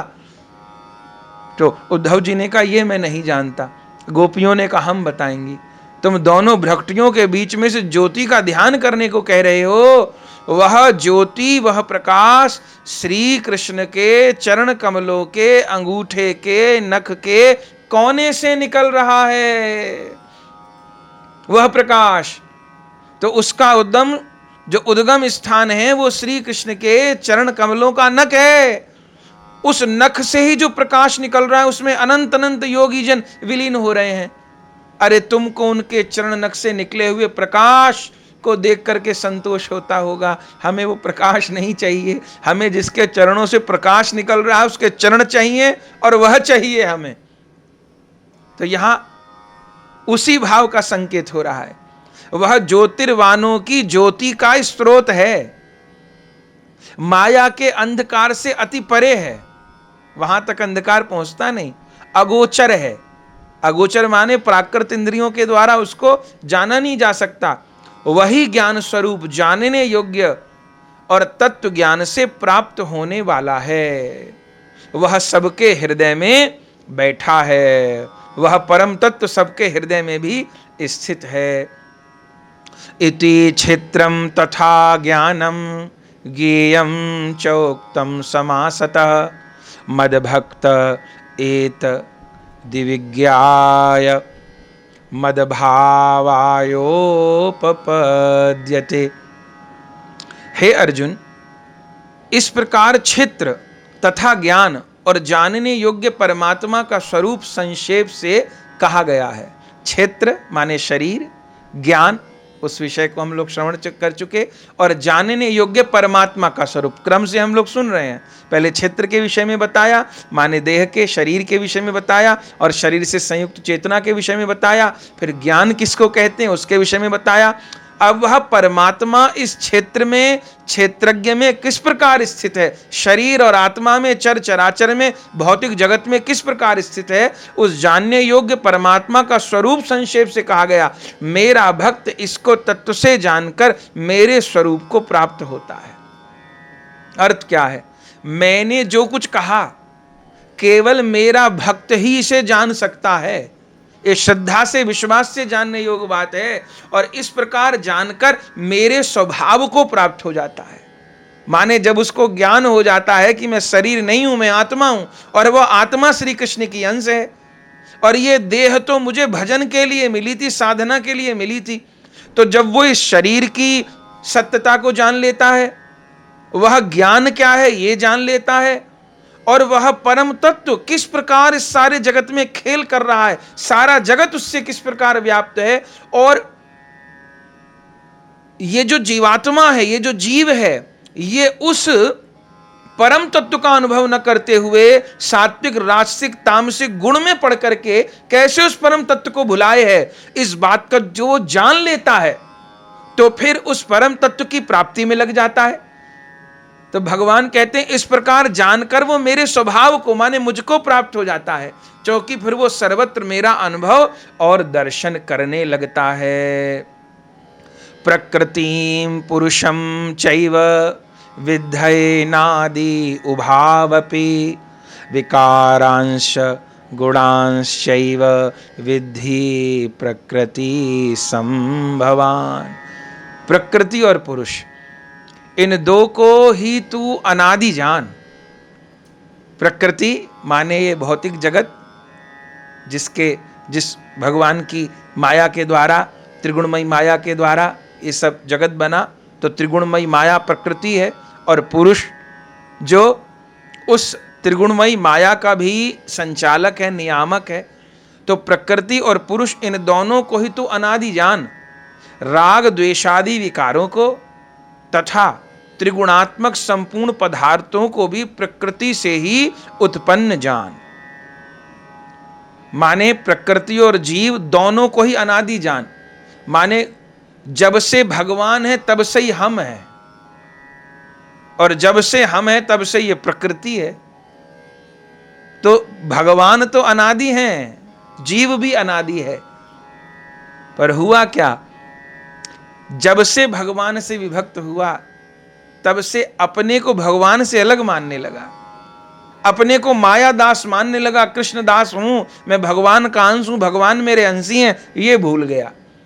जिस देह में गया उस देह के ही माता पिता को अपना माना, परिवार को अपना माना, उस देह को अपना माना। जिस भी योनि में जन्म होता रहा, उसी योनि के लोगों को, उसी योनि के समाज को, उसी देह को, उसी आसक्तियों को अपना मानता रहा। पर प्रत्येक जन्म में नया घर, नया परिवार, नया शरीर, नए बाल बच्चे, सब कुछ। भले पशु थे तो अब पशु को अपनी देह प्यारी है। एक शूकर कूकर नाली में कीचड़ में लौट रहा हो, मलमूत्र में लौट रहा हो, हमको देखकर ग्लानि होगी उसको, लेकिन नहीं, उसको कोई ग्लानि नहीं हो रही। हमको जितना एसी में किसी गुदगुदे गद्दे में सोने में आनंद नहीं आता होगा, सोने के पलंग में मनुष्य को सोने में आनंद नहीं आता होगा, उतना कुकर शूकर को गंदी नाली की कीचड़ में लौटने से आ रहा है। क्यों? क्योंकि उसकी कीचड़ में आ सकती है, हमारी गद्दे में आ सकती है। हमको उसकी कीचड़ हे लग रही है, हो सकता है कुकर शूकर को हमारे ये गद्दे बुरे लगे। तो जब से भगवान है तब से ये जीव है, और जैसे भगवान से अलग हुआ है तो भगवान को भूल गया है। तो इस त्रिगुणमयी माया के चक्कर में जीव तब से पड़ा है, भटक रहा है, दुख पा रहा है। पर यह काम आज से या पिछले जन्म से या उससे पिछले जन्म से नहीं चला। भगवान कह रहे हैं, अर्जुन, प्रकृति और जीव दोनों ही अनादि हैं, और उनके विकारों और त्रिविध गुणों को प्रकृति से उत्पन्न हुआ जान। माने जो भी विकार और ये त्रिविध गुण हैं, कभी रज कभी तम कभी सत्व, ये प्रकृति से उत्पन्न होते हैं, त्रिगुणमयी माया से उत्पन्न होते हैं, ऐसा जान। आगे प्रभु कह रहे हैं, कार्य करण कर्तृत्वे हेतु प्रकृतिरुच्यते पुरुषः सुख दुःखानां भोक्तृत्वे हेतुरुच्यते। कार्य और करण को उत्पन्न करने में हेतु प्रकृति कही जाती है, और जीवात्मा सुख दुखों के भोक्तापन में अर्थात भोगने में हेतु कहा जाता है। अब यह समझना है कि कार्य क्या है और करण क्या है। देखिए, आकाश, वायु, अग्नि, जल और पृथ्वी तथा शब्द, स्पर्श, रूप, रस, गंध, इनका नाम कार्य है। पंच महाभूत और पंच तन मात्राएं, आकाश, वायु, अग्नि, जल, पृथ्वी, शब्द, स्पर्श, रूप, रस, गंध, इनका नाम कार्य है। और करण क्या है? बुद्धि, अहंकार और मन तथा श्रोत, कान, त्वचा, रसना, नेत्र, नासिका, घ्राण, वाणी, हाथ, पांव, मलमूत्र त्यागने के अंग, उपस्थ गुदा, इन तिहरे का नाम करण है। भगवान कह रहे हैं, प्रकृति संपूर्ण प्राकृत कार्य और करण की हेतु कही गई है। प्रकृति से ही ये कार्य और करण उत्पन्न होते हैं, और पुरुष जीवात्मा इस संसार में विविध सुख दुखों के भोगने में हेतु है। माने शरीर को दुख सुख की प्राप्ति कब तक हो रही है, अनुभव कब तक हो रहा है। अब जीवात्मा ने यदि छोड़ दिया इस देह को, तब तो कोई शरीर के भले छोटे छोटे टुकड़े कर दो, प्राण निकलने के बाद शरीर को डाल दिया जाता है चिता में, तो कोई तपन नहीं लगती। और जीवित मनुष्य को जरा पतंगा लग जाए तो कितनी तकलीफ होती है, कितनी दवा लेनी पड़ती है। तो भगवान कह रहे हैं, प्रकृति संपूर्ण प्राकृत कार्य करणों की हेतु कही गई है, कारण है उनका। और जो जीवात्मा है इस संसार में विविध सुख दुखों के भोगने में हेतु है। पुरुषः प्रकृतिस्थो ही भुंक्ते प्रकृतिंजान गुणान कारणम गुणसंगोस्य सदस्योनि जन्मसु। प्रकृति में स्थित ही पुरुष प्रकृति से उत्पन्न त्रिगुणात्मक पदार्थों को भोगता है। प्रकृति में स्थित ही पुरुष प्रकृति से उत्पन्न त्रिगुणात्मक पदार्थों को भोगता है, और इन गुणों का संग ही इस जीवात्मा के अच्छे बुरी योनियों में जन्म लेने का कारण है। माने कि प्रकृति में स्थित जीवात्मा ही प्रकृति से उत्पन्न तीनों गुणों को भोगता है। प्रकृति से ही, प्रकृति में वो स्थित है, और प्रकृति से ये तीन उत्पन्न गुण है, सात्विक, राजसिक, तामसिक, और इन गुणों का संग करता है। भगवान का संग नहीं करता, इन गुणों का संग करता है। और यही संग इस जीवात्माओं को उत्तम अधम योनियों में जन्म दिलाता है। माने कि जब सत्व से संयोग होगा तो देवता की योनि प्राप्त हो जाएगी, यदि राजसिक गुण से संपर्क होगा तो मनुष्य योनि प्राप्त हो जाएगी, और तम गुण से संपर्क होगा तो पशु नीच योनि प्राप्त हो जाएगी। पर इन गुणों को भोगने के कारण, अब ये कितनी ऊंची बात है, माने एक वैष्णव के लिए तो सत रज तम तीनों से कोई प्रयोजन नहीं है। माने सात्विक कार्यों में प्रवृत्ति रहेगी, खूब अधिक पुण्य हुए तो क्या होगा, स्वर्ग में पहुंच जाएंगे, अधिक से अधिक देवता बन जाएंगे। पर देवता बन गए तो देवताओं की देह भी नश्वर है, और स्वर्ग में भी उतने ही मानसिक विकार हैं जितने संसार में हैं। तो वहां जाके भी फिर मृत्यु लोक में लौटना पड़ता है, कर्म बंधन में पड़ना पड़ता है। तो सत्य गुण से अधिक संयोग होगा, पुण्य करने में बहुत अभिलाषा हो गई तो देवता की योनि प्राप्त हो गई। राजसिक रहे माने राग द्वेष के बीच घिरे रहे, उसका देना बाकी था, उससे लेना बाकी था, इस भाव में रहे तो मनुष्य बनेंगे, वो लेना देना बराबर करते रहेंगे। और तामसिक गुण अधिक हो गए, काम क्रोध लोभ हिंसा ये अधिक हो गई तो मनुष्य देह नहीं मिलना, फिर पशु बनेंगे। लेकिन एक वैष्णव सत रज तम, जैसे भगवान निर्गुण है ना, माने इन तीनों गुणों से परे हैं, अरे उन गोविंद का भजन करते करते भक्त भी निर्गुण हो जाता है, माने तीनों गुणों से परे हो जाता है। क्यों? क्योंकि उसका मन न तो सत्व गुण में, न रजोगुण में, न तमोगुण में लिप्त होता है। ऐसे रजगुण और तम गुण से सत्वगुण बहुत श्रेष्ठ है, लेकिन वह श्रेष्ठता किस काम की, जो स्वर्ग पहुंचा दे। तो सत्वगुण अत्यंत श्रेष्ठ नहीं है वैष्णव के लिए। भगवान के निमित्त करना कर्म को, और भगवान की प्रसन्नता के लिए कर्म को करना, और भगवान से प्रेम करना, यह सत रज तम तीनों से ऊपर उठना है। माने पाप तो बंधनकारी है, बार बार सुन रहे, पुण्य भी बंधनकारी है, पुण्य स्वर्ग ले जाएगा। तो जो पाप तो करते ही नहीं वैष्णव, पाप करने से तो बचता ही है, पुण्य भी नहीं करता, वह कोई सत्कर्म किसी पुण्य प्राप्ति के लिए, किसी भोग लोक की प्राप्ति के लिए नहीं करता। उसकी सारी क्रिया केवल श्री राधा गोविंद की प्रसन्नता के लिए, उनका प्रेम पाने के लिए, उनकी सेवा पाने के लिए, उनका धाम पाने के लिए होती है। तो इस त्रिगुणमयी माया के बीच रहता हुआ भी जैसे भगवान निर्गुण है, तीनों गुणों से परे हैं, ऐसे वह भक्त भी तीनों गुणों से परे हो जाता है। उपदृष्टानुमंता च भरता भोक्ता महेश्वर परमात्मेति चापयुक्तो देहे अस्मिन् पुरुष परः।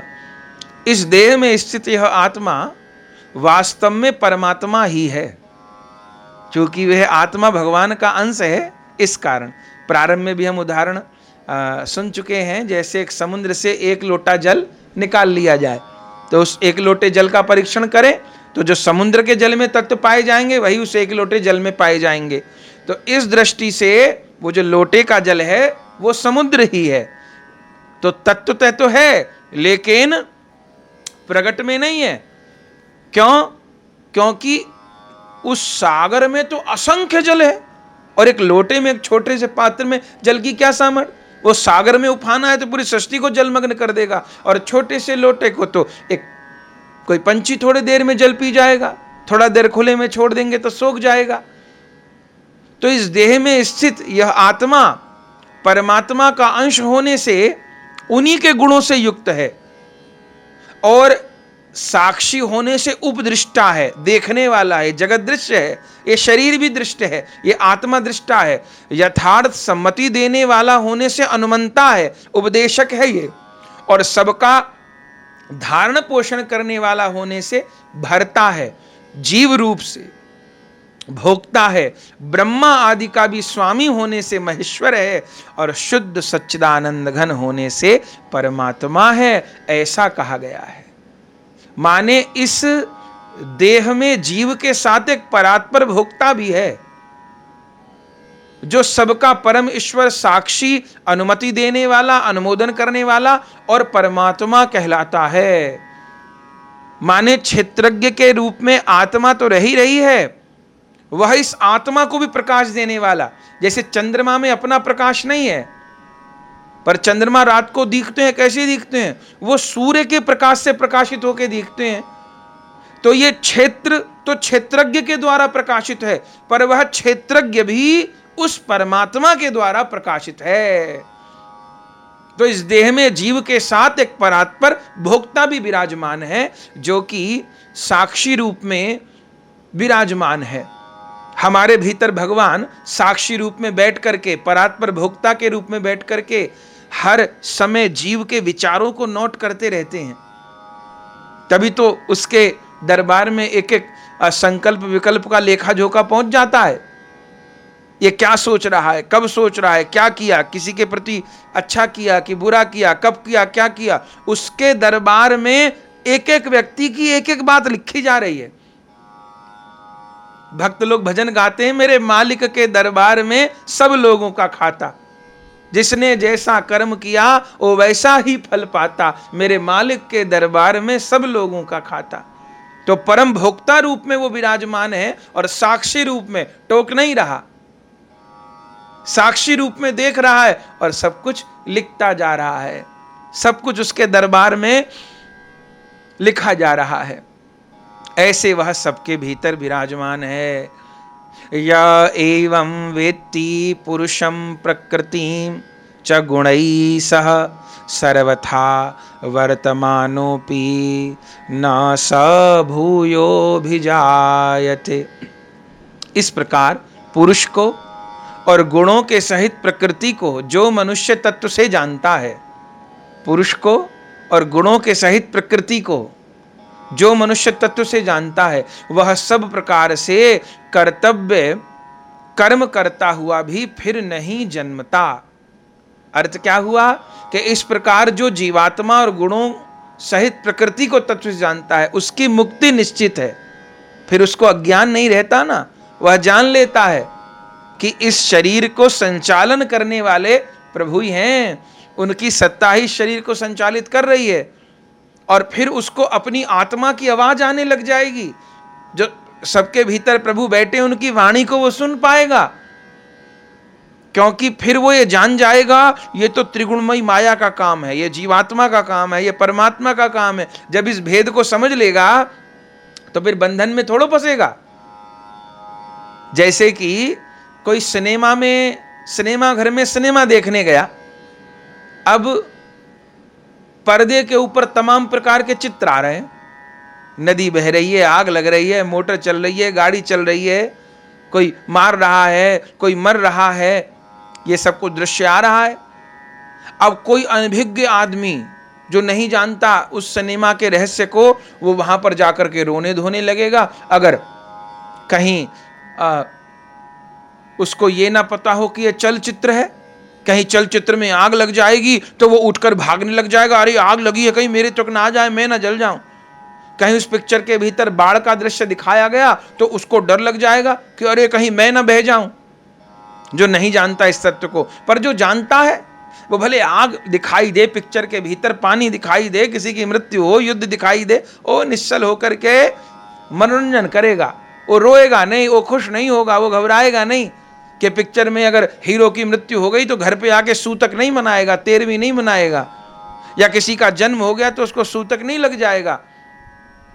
क्यों? क्योंकि वो उसको तत्व से जानता है। वो जानता है कि इस पर्दे के पीछे कोई आग पानी नहीं है। आग होता तो पर्दा ना जल जाता, पानी होता तो पर्दा ना भीग जाता, ना कोई आग पानी कुछ नहीं है। वो पीछे से लाइट की किरणें आ रही हैं और एक प्रोजेक्टर चल रहा है और पर्दे के ऊपर चित्र दिखाए जा रहे हैं। मनोरंजन करो, फंसो ना। तो भगवान कह रहे हैं इस प्रकार जो जीवात्मा गुणों के सहित प्रकृति के तत्व को जान जाता है, उसकी मुक्ति निश्चित है। वह वर्तमान में भी किसी भी स्थिति में हो, उसका पुनर्जन्म नहीं होता, क्योंकि भेद को जान गया ना वो। और जब भेद को जान गया तो जो लौकिक वस्तु है, नश्वर वस्तु है, उससे उसकी निष्ठा दूर हो जाएगी और इनके भीतर जो अविनाशी तत्व है उसमें उसकी निष्ठा हो जाएगी। तो फिर फंसेगा क्यों? फिर उसका पुनर्जन्म नहीं होगा, वह आवागमन के चक्र से छूट जाएगा। ध्यानेनात्मनि पश्यन्ति केचिदात्मानमात्मना अन्ये सांख्येन योगेन कर्मयोगेन चापरे। उस परमात्मा को कितने ही मनुष्य तो शुद्ध हुई सूक्ष्म बुद्धि से ध्यान के द्वारा हृदय में देखते हैं, अन्य कितने ही ज्ञान योग के द्वारा और कितने ही कर्म योग के द्वारा देखते हैं, अर्थात प्राप्त करते हैं। अब उसको जानने के उस तत्व का भगवान निरूपण कर दिए। अब उसको जानने के 3 तरीके भगवान बता रहे हैं। एक तो वह योग वाला रास्ता है, दूसरा ज्ञान योग वाला रास्ता है, तीसरा कर्म योग वाला माने भक्ति योग वाला रास्ता है। तो उस परमात्मा को कितने ही मनुष्य विशुद्ध चित्त से ध्यान करते हुए हृदय में देखते हैं, माने जो योगी लोग उस आत्म स्वरूप को, उस ज्योति प्रकाश को देखते हैं, तो वो वाला रास्ता है। कोई ज्ञान मार्ग के द्वारा जानते हैं, पर सबसे सुगम, सबसे समझदार, सबसे शीघ्र, सबसे सरल सुगम पद से पहुंचने वाले कौन है? जो उस परम तत्व को निष्काम कर्म योग के द्वारा देखते हैं, निष्काम कर्म योग के द्वारा उसको जानना चाहते हैं। अन्ये तवेवं जानन्तः श्रुत्वान् येभ्य उपासते तेपि चातिरन्तव्येव मृत्युम श्रुति परायणः। परंतु इनसे दूसरे अर्थात जो मंद बुद्धि वाले पुरुष हैं, वे इस प्रकार न जानते हुए दूसरों से अर्थात तत्व के जानने वाले पुरुषों से सुनकर ही तदनुसार उपासना करते हैं, और श्रवण परायण पुरुष भी मृत्यु रूप संसार सागर को निसंदेह तर जाते हैं। माने तीनों नहीं हो पाए तो फिर कोई चौथा तरीका भी है, बिल्कुल न समझ हो। अब कलयुग के प्राणी की कहाँ समझ है, मंद बुद्धि है, सामर्थ्य थोड़ी है, कुछ भी नहीं। तो भगवान कह रहे हैं फिर वो क्या करते हैं, वे इस प्रकार ना जानते हुए दूसरों से, माने कि जो संत महापुरुष उस तत्व को जानते हैं उनसे सुनकर तद अनुसार उपासना करते हैं, श्रवण करते हैं और फिर श्रवण के अनुसार उपासना करते हैं, और वे श्रवण परायण पुरुष भी मृत्यु रूप संसार सागर को निसंदेह तर जाते हैं। उदाहरण कौन है? उदाहरण है परीक्षित जी महाराज, उदाहरण है शौनकादि ऋषि। अब देखिए ना ग्रंथों में शौनकादि ऋषि अन्य साधन भी करते हैं, पर मुख्य रूप से वो सूत जी से सुनते ही रहते हैं, और सूत जी निरंतर उनको कथा सुनाते रहते हैं, और सूत जी से कथा सुनते सुनते ही वह उस परम तत्व में स्थित हो गए, इसको प्राप्त कर लिया, भगवान के धाम को प्राप्त कर लिए। परीक्षित जी महाराज 7-8 दिन पहले तो संसार के कामों में लगे थे, राजा बने हुए थे, पुत्र पत्नी संसार के बीच में थे, आखेट कर रहे हैं और जो कुछ भी राजा के लिए कर्म है वो कर रहे हैं।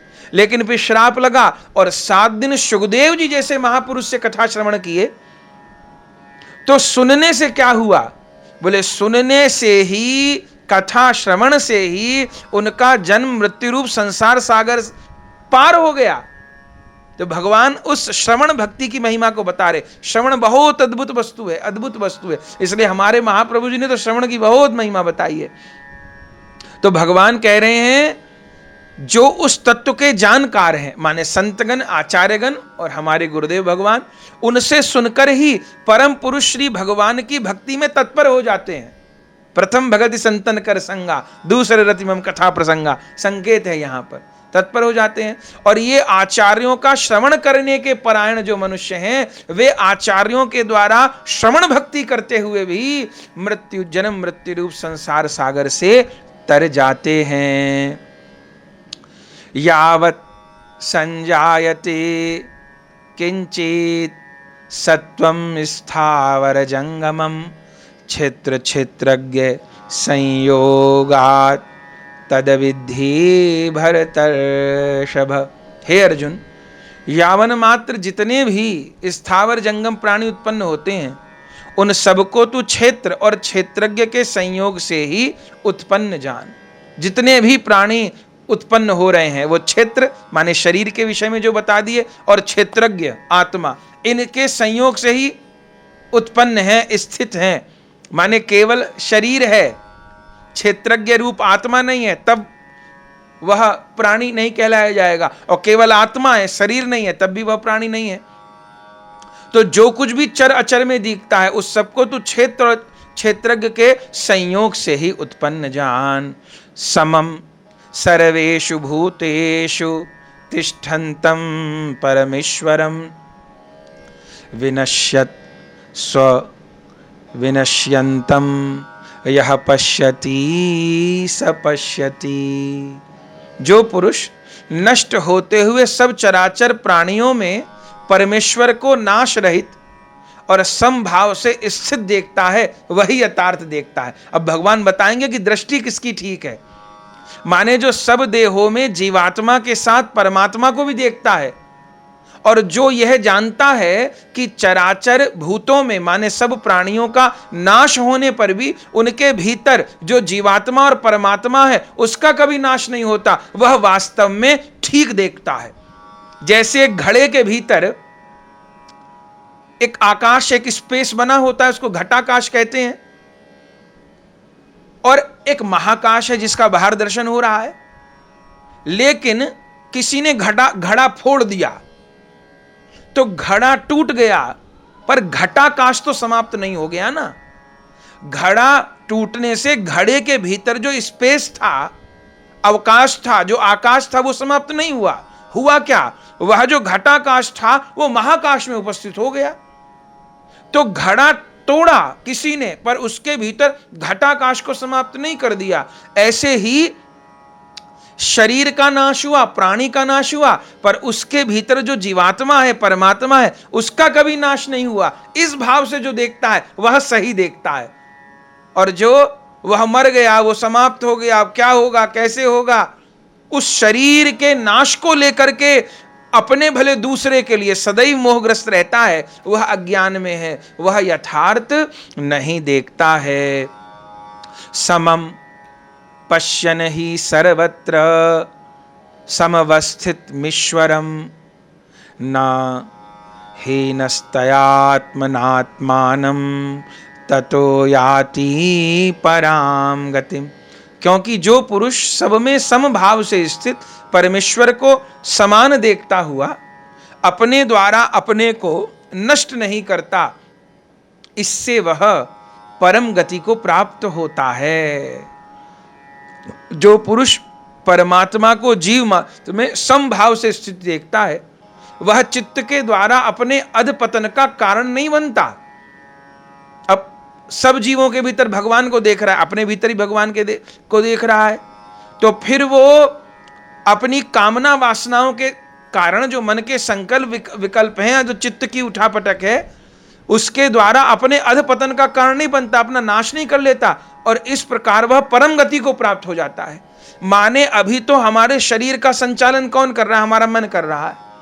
हम कहें वहां चलो तो ठीक है, हम कहें वहां चलो तो ठीक है, ये खाओ तो ठीक है, वो खाओ तो ठीक है। जो हमारा मन कर रहा है हम वो कर रहे हैं, ये नहीं सोच रहे कि अच्छा क्या है, बुरा क्या है। अच्छा, मन हमको गलत राय क्यों दे रहा है? क्योंकि उस मन का आत्मा और परमात्मा से संबंध खत्म हो गया है। लेकिन जब हम ये देखेंगे कि जीव के भीतर, मेरे शरीर के भीतर आत्मा और परमात्मा दोनों विराजमान हैं, और वह साक्षी भाव से मुझे देख रहे हैं। जैसे हम अकेले में अपने आप को माने तो हम पाप करेंगे, पाप करने में हमको डर नहीं लगेगा। और जब हम ये मानेंगे कि भले चार दीवारी कोई प्राणी न हो, पर यहां भी तो वायु के रूप में, ऑक्सीजन के रूप में, इस कण कण के रूप में मेरे प्रभु विराजमान है, मुझे कोई देख रहा है, कोई बहुत बड़ा ऐसा सीसीटीवी कैमरा लगा है जिससे मैं कहीं नहीं बच सकता, तो फिर पाप नहीं होगा। महाभारत की कथा है ना कि युधिष्ठिर को द्रोणाचार्य जी ने कोई वस्तु दी और कहा, बेटा इसको वहां जाकर खाना जहां कोई न हो। और ऐसी ही वस्तु फल दुर्योधन को भी दी। दुर्योधन तो थोड़ी देर में चुप कहीं अकेले में उस वस्तु को खाकर हाथ धो के आ गया। गुरुजी ने कहा, क्या हुआ? बोले, गुरुजी एकांत में खाया, किसी को नहीं पता पड़ा। अच्छी बात है। अब युधिष्ठिर बेचारे शाम तक भी न लौटे, रात को लौटे, और तब भी हाथ में जो वस्तु फल दिए थे गुरुजी वो थी। गुरुजी ने कहा, बेटा तुम्हें इतना छोटा सा काम बताया कि इस फल को वहां जाकर खाना जहां कोई ना हो, और फल ले आए सवेरे से गायब हो क्या। ये दुर्योधन तो तुरंत आ गया थोड़ी देर में। तब युधिष्ठिर ने हाथ जोड़कर कहा, गुरुजी मैं जहां भी गया मुझे कोई ना कोई दिखाई दिया, और जहां कोई प्राणी नहीं था वहां साक्षी रूप में परमात्मा तो था। आपने कहा जब कोई भी ना दिखे, तो मुझे पूरी सृष्टि में एक भी जगह वो नहीं दिखाई दी जहां मुझे कोई ना देखे। अरे जहां कोई प्राणी नहीं है वहां साक्षी रूप में भगवान तो है। तो जब इस भाव में स्थिति हो जाती है तब वह प्राणी अपने चित्त के द्वारा अपने अधपतन का कारण नहीं बनता, और इस प्रकार वह परम गति को प्राप्त हो जाता है। आगे भगवान कह रहे हैं, प्रकृतयैव च कर्माणि क्रियमाणानि सर्वशः यः पश्यति तथात्मानं कर्तारं स पश्यति। और जो पुरुष संपूर्ण कर्मों को सब प्रकार से प्रकृति के द्वारा ही किए जाते हुए देखता है, संपूर्ण कर्मों को सब प्रकार से प्रकृति के द्वारा किए जाते हुए देखता है, और आत्मा को अकर्ता देखता है, आत्मा कुछ नहीं कर रही, वही यथार्थ देखता है। माने कर्म कौन कर रहा है? ये शरीर कर रहा है, और करवा कौन रही है? त्रिगुणमयी माया करा रही है। मैंने उस माया को स्वीकार किया है, मायापति को स्वीकार नहीं किया है। कभी सात्विक भाव से विभावित होकर, कभी रजोगुण से, कभी तमोगुण से विभावित होकर ये प्रकृति मेरे द्वारा ये कार्य करा रही है, आत्मा नहीं। आत्मा तो साक्षी भाव से कर देख रहा है। जब इस भाव को वो देखता है, इस रूप में देखता है, तो वह यथार्थ देखता है, माने सही देखता है, उसकी दृष्टि सही है। यदा भूत पृथक भाव मेकस्थ मनुपश्यति तत एव च विस्तारम ब्रह्म संपद्यते तदा। जिस क्षण यह पुरुष सब प्राणियों के पृथक पृथक भाव को एक परमात्मा में स्थित देखता है, और उस परमात्मा से ही संपूर्ण भूतों का, भौतिक जगत का, प्राणियों का विस्तार देखता है, उसी क्षण वह सच्चिदानंद घन ब्रह्म को प्राप्त हो जाता है। माने जब विवेकी पुरुष प्राकृत देहों में भेद के कारण प्रतीत होने वाले स्वरूपों के भेद को नहीं देखता, माने सब जीवों के जो शरीर हैं वे तो अलग अलग हैं, लेकिन स्त्री है, पुरुष है, बच्चा है, राजा है, रंक है, बूढ़ा है, जवान है, विद्वान है, मूर्ख है, जो भी है, उन सबके भीतर वह आत्म तत्व समान रूप से विराजमान है। देहों में भेद के कारण प्रतीत होने वाले स्वरूपों के भेद को नहीं देखता, और परमात्मा से ही सबका विस्तार देखता है, तब वह ब्रह्म तत्व को प्राप्त हो जाता है। अनादित्वान् निर्गुण त्वात् परमात्मायमव्यय शरीरस्थोऽपि कौन्तेय न करोति न लिप्यते। हे अर्जुन, अनादि होने से और निर्गुण होने से यह अविनाशी परमात्मा शरीर में स्थित होने पर भी वास्तव में न तो कुछ करता है न लिप्त होता है। वह अनादि है और वह निर्गुण है, माने प्रकृति के कारण ये जीव तो निर्गुण नहीं रह पाया, वह तो सतरज तम में लग करके किसी न किसी, कभी अच्छे काम में कभी बुरे काम में लगा हुआ है, पर वह निर्गुण है, तीनों गुणों से परे है। इसलिए कोई ये न समझ ले कि शरीर लिप्त होता है, क्षेत्र लिप्त होता है कर्म में, तो वह आत्मा और भीतर जो दृष्टा रूप में परमात्मा बैठा है वो भी लिप्त होता होगा। ना, वह भीतर रहते हुए भी कर्म में लिप्त नहीं होता, वह साक्षी और दृष्टा भाव से देखता रहता है। यथा सर्वगतम सूक्ष्मयादाकाशम नोपलिप्यते सर्वत्रावस्थितो देहे तथात्मानोपलिप्यते। जिस प्रकार सर्वत्र व्याप्त आकाश सूक्ष्म होने के कारण लिप्त नहीं होता, वैसे ही देह में सर्वत्र स्थित आत्मा निर्गुण होने के कारण देह के गुणों से लिप्त नहीं होता। जैसे सर्वव्यापक होते हुए भी आकाश सूक्ष्मता के कारण किसी से लिपायमान नहीं होता, उसी भांति शरीर में स्थित होने पर भी ब्रह्मभूत जीव शरीर से लिप्त नहीं होता, न्यारा रहता है। यथा प्रकाशयत्येकः कृत्स्नं लोकमिमं रविः क्षेत्रं क्षेत्री तथा कृत्स्नं प्रकाश्यति भारत। हे अर्जुन, जिस प्रकार एक ही सूर्य इस संपूर्ण ब्रह्मांड को प्रकाशित करता है, उसी प्रकार एक ही आत्मा संपूर्ण क्षेत्र को प्रकाशित करता है। एक आत्मा जैसे एक सूर्य सारे लोगों को प्रकाशित कर देता है, सारे ब्रह्मांड को, ऐसे ये आत्मा संपूर्ण क्षेत्र को, शरीर को, माने इंद्रियों को, ज्ञानेंद्रियों को, कर्मेंद्रियों को, मन को, प्राण को, चित्त को, अहंकार को, सबको प्रकाशित माने सबको चेतना प्रदान करता है, कार्य करने की क्षमता प्रदान करता है। और अब अंत में भगवान कह रहे हैं, क्षेत्र क्षेत्रज्ञ योरेवमंतरम ज्ञान चक्षुषा भूत प्रकृति मोक्षम च ये विदुरयान्ति ते परम। इस प्रकार क्षेत्र और क्षेत्रज्ञ के भेद को तथा कार्य सहित प्रकृति से मुक्त होने को जो पुरुष ज्ञान नेत्रों के द्वारा तत्व से जानते हैं, वे महात्मा जन परम ब्रह्म परमात्मा को प्राप्त होते हैं।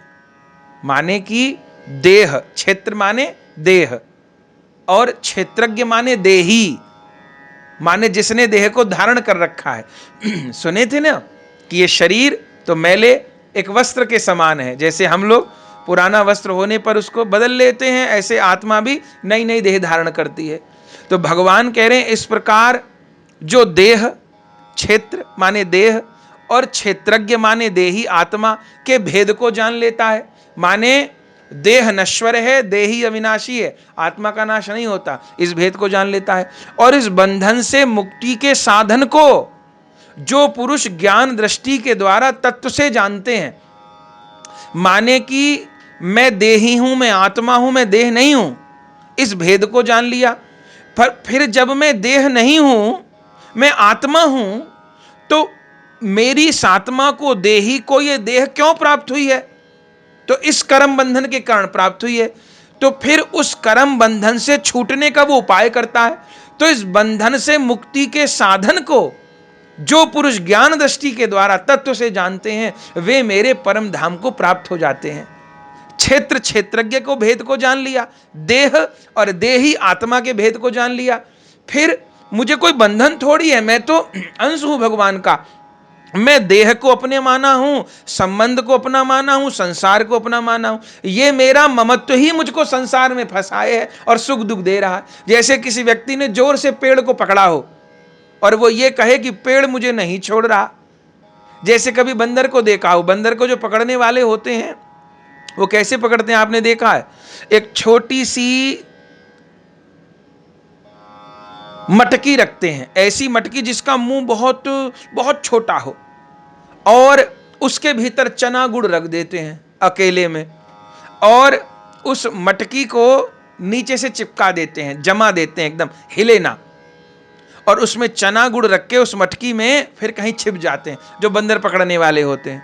और फिर क्या होता है? बंदर आता है और देखता है, अरे चना गुड़ रखा है, उसको भूख लगती है, तो क्या करता है? वो अपने हाथ को एकदम छोटा करके, बारीक करके, क्योंकि छोटा मुंह है मटकी का, उसके अंदर डालता है, और फिर जितना खुलता है हाथ उतना खोल करके चना गुड़ अपने हाथ में भर लेना चाहता है। अब चना गुड़ हाथ में भर लिया, अब चूंकि मुट्ठी हो गई तो अब वो निकले नहीं, क्योंकि इस पात्र का, मटकी का मुंह छोटा था। और फिर वो क्या सोचता है? मटकी ने मुझे पकड़ लिया, और इस मटकी के भीतर कोई भूत प्रेत बैठा हुआ था, उसने मुझे पकड़ लिया। वो ये नहीं सोचता मैंने मुट्ठी बांधी हुई है उस कारण हाथ नहीं निकल रहा, अरे मुट्ठी में जो था उसको छोड़ दे तो हाथ निकल आए।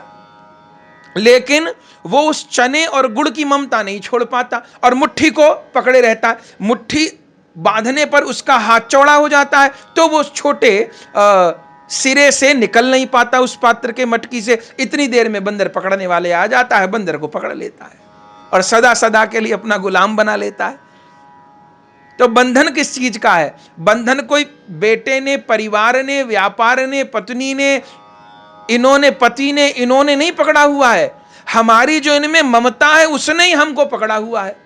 जो हमको दुख दे रहा है वो हमारा मोह दे रहा है, और कोई नहीं दे रहा।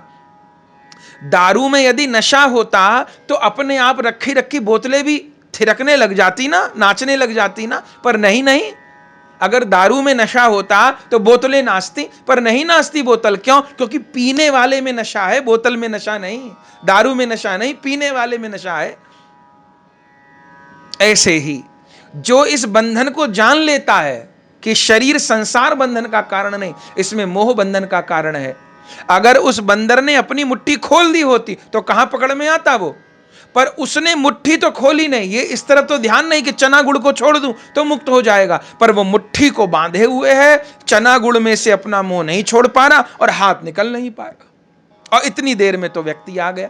ऐसे ही शरीर के रहते हम शरीर संबंध संसार की ममता को नहीं छोड़ पाते, रोते रहते, हमको पकड़े, हम फंसे, हम इस स्थिति में, उस परिस्थिति में अपने दुखों का, कष्टों का रोना गाना गाते रहते हैं। और एक दिन जैसे बंदर को पकड़ने वाला आया, ऐसे हमको काल पकड़ने के लिए आ जाता है। अब यदि मुट्ठी निकाल ली होती बंदर ने पहले, पर उसके लिए चना गुड़ छोड़ना पड़ता, चने गुड़ की ममता छोड़नी पड़ती, तो न फंसता। ऐसे हम लोग ममता छोड़ नहीं पाते, इतनी देर में काल आ जाता है, और उन कर्मों के अनुसार, उस तमोगुण के अनुसार या रजोगुण के अनुसार हमको अगला शरीर मिल जाता है। कभी पशु योनि में पटक दिए जाते, कभी पक्षी योनि में पटक दिए जाते, कभी कीट पतंग, पता नहीं क्या क्या बनते हैं।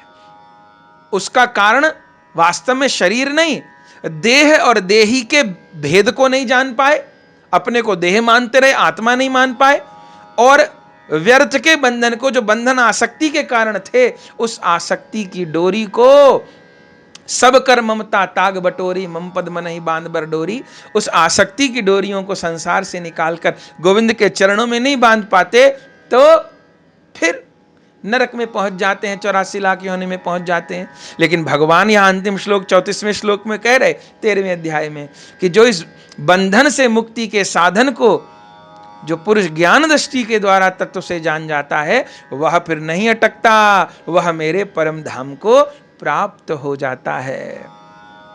तो ऐसे इस 13वें अध्याय में भगवान ने क्षेत्रज्ञ, देह, आत्मा, परमात्मा, ज्ञान क्या है और कैसे इस क्षेत्रज्ञ के भेद को जान करके आसक्ति से मुक्त होकर के भगवान के परम धाम को, भगवान के चरण कमलों को पाया जा सकता है, इस विषय को भगवान बहुत सुंदर रूप में अर्जुन को समझाए हैं। अर्जुन तो माध्यम है, हम सब भी समझ पाए होंगे इस भाव को। इसी आशा के साथ में आज इस 13वें अध्याय के विश्राम के साथ आज के सत्संग को विश्राम देते हैं।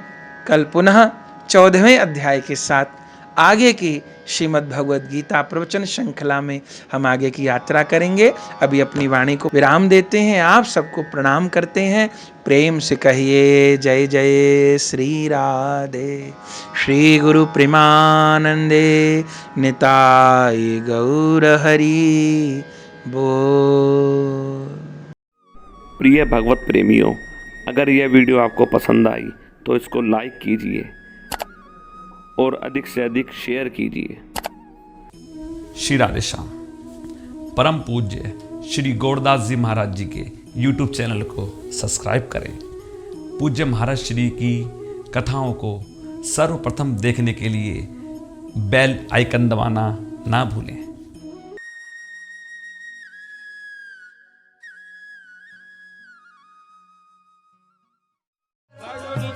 राधे श्याम हरे कृष्ण हरे राम, राधे श्याम हरे कृष्ण हरे राम, राधे श्याम हरे कृष्ण हरे राम, राधे श्याम हरे कृष्ण हरे राम, राधे श्याम हरे कृष्ण हरे राम, राधे श्याम हरे कृष्ण हरे राम, राधे श्याम हरे कृष्ण हरे राम, राधे श्याम हरे कृष्ण हरे राम, राधे श्याम हरे कृष्ण हरे राम, राधे श्याम हरे कृष्ण हरे राम, राधे श्याम हरे कृष्ण हरे राम, राधे श्याम हरे कृष्ण हरे राम, राधे श्याम हरे कृष्ण हरे राम, राधे श्याम हरे कृष्ण हरे राम।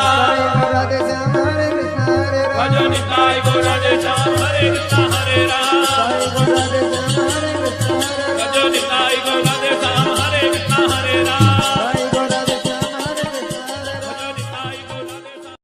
श्री वृंदावन धाम में श्री बांके बिहारी जी के मंदिर से 1 किलोमीटर की दूरी पर अटल्ला चुंगी के निकट परम पूज्य श्री गौरदास जी महाराज जी के आश्रम श्री गौर कृपा धाम का हम दर्शन कर रहे हैं, जहां श्री निताई गौरांग देव, श्री राधा गोविंद देव, श्री गिरिराज जी श्री मंदिर में विराजमान है, जहां विधिवत अष्टायाम ठाकुर जी की सेवा हो रही है और प्रत्येक एकादशी वैष्णव साधुओं द्वारा अष्टप्रहर हरिनाम संकीर्तन होता है और कथा सत्संग हॉल एवं भक्तजनों के ठहरने के लिए एसी एवं नॉन एसी कमरे के साथ भोजन प्रसाद की उत्तम व्यवस्था सुलभ है।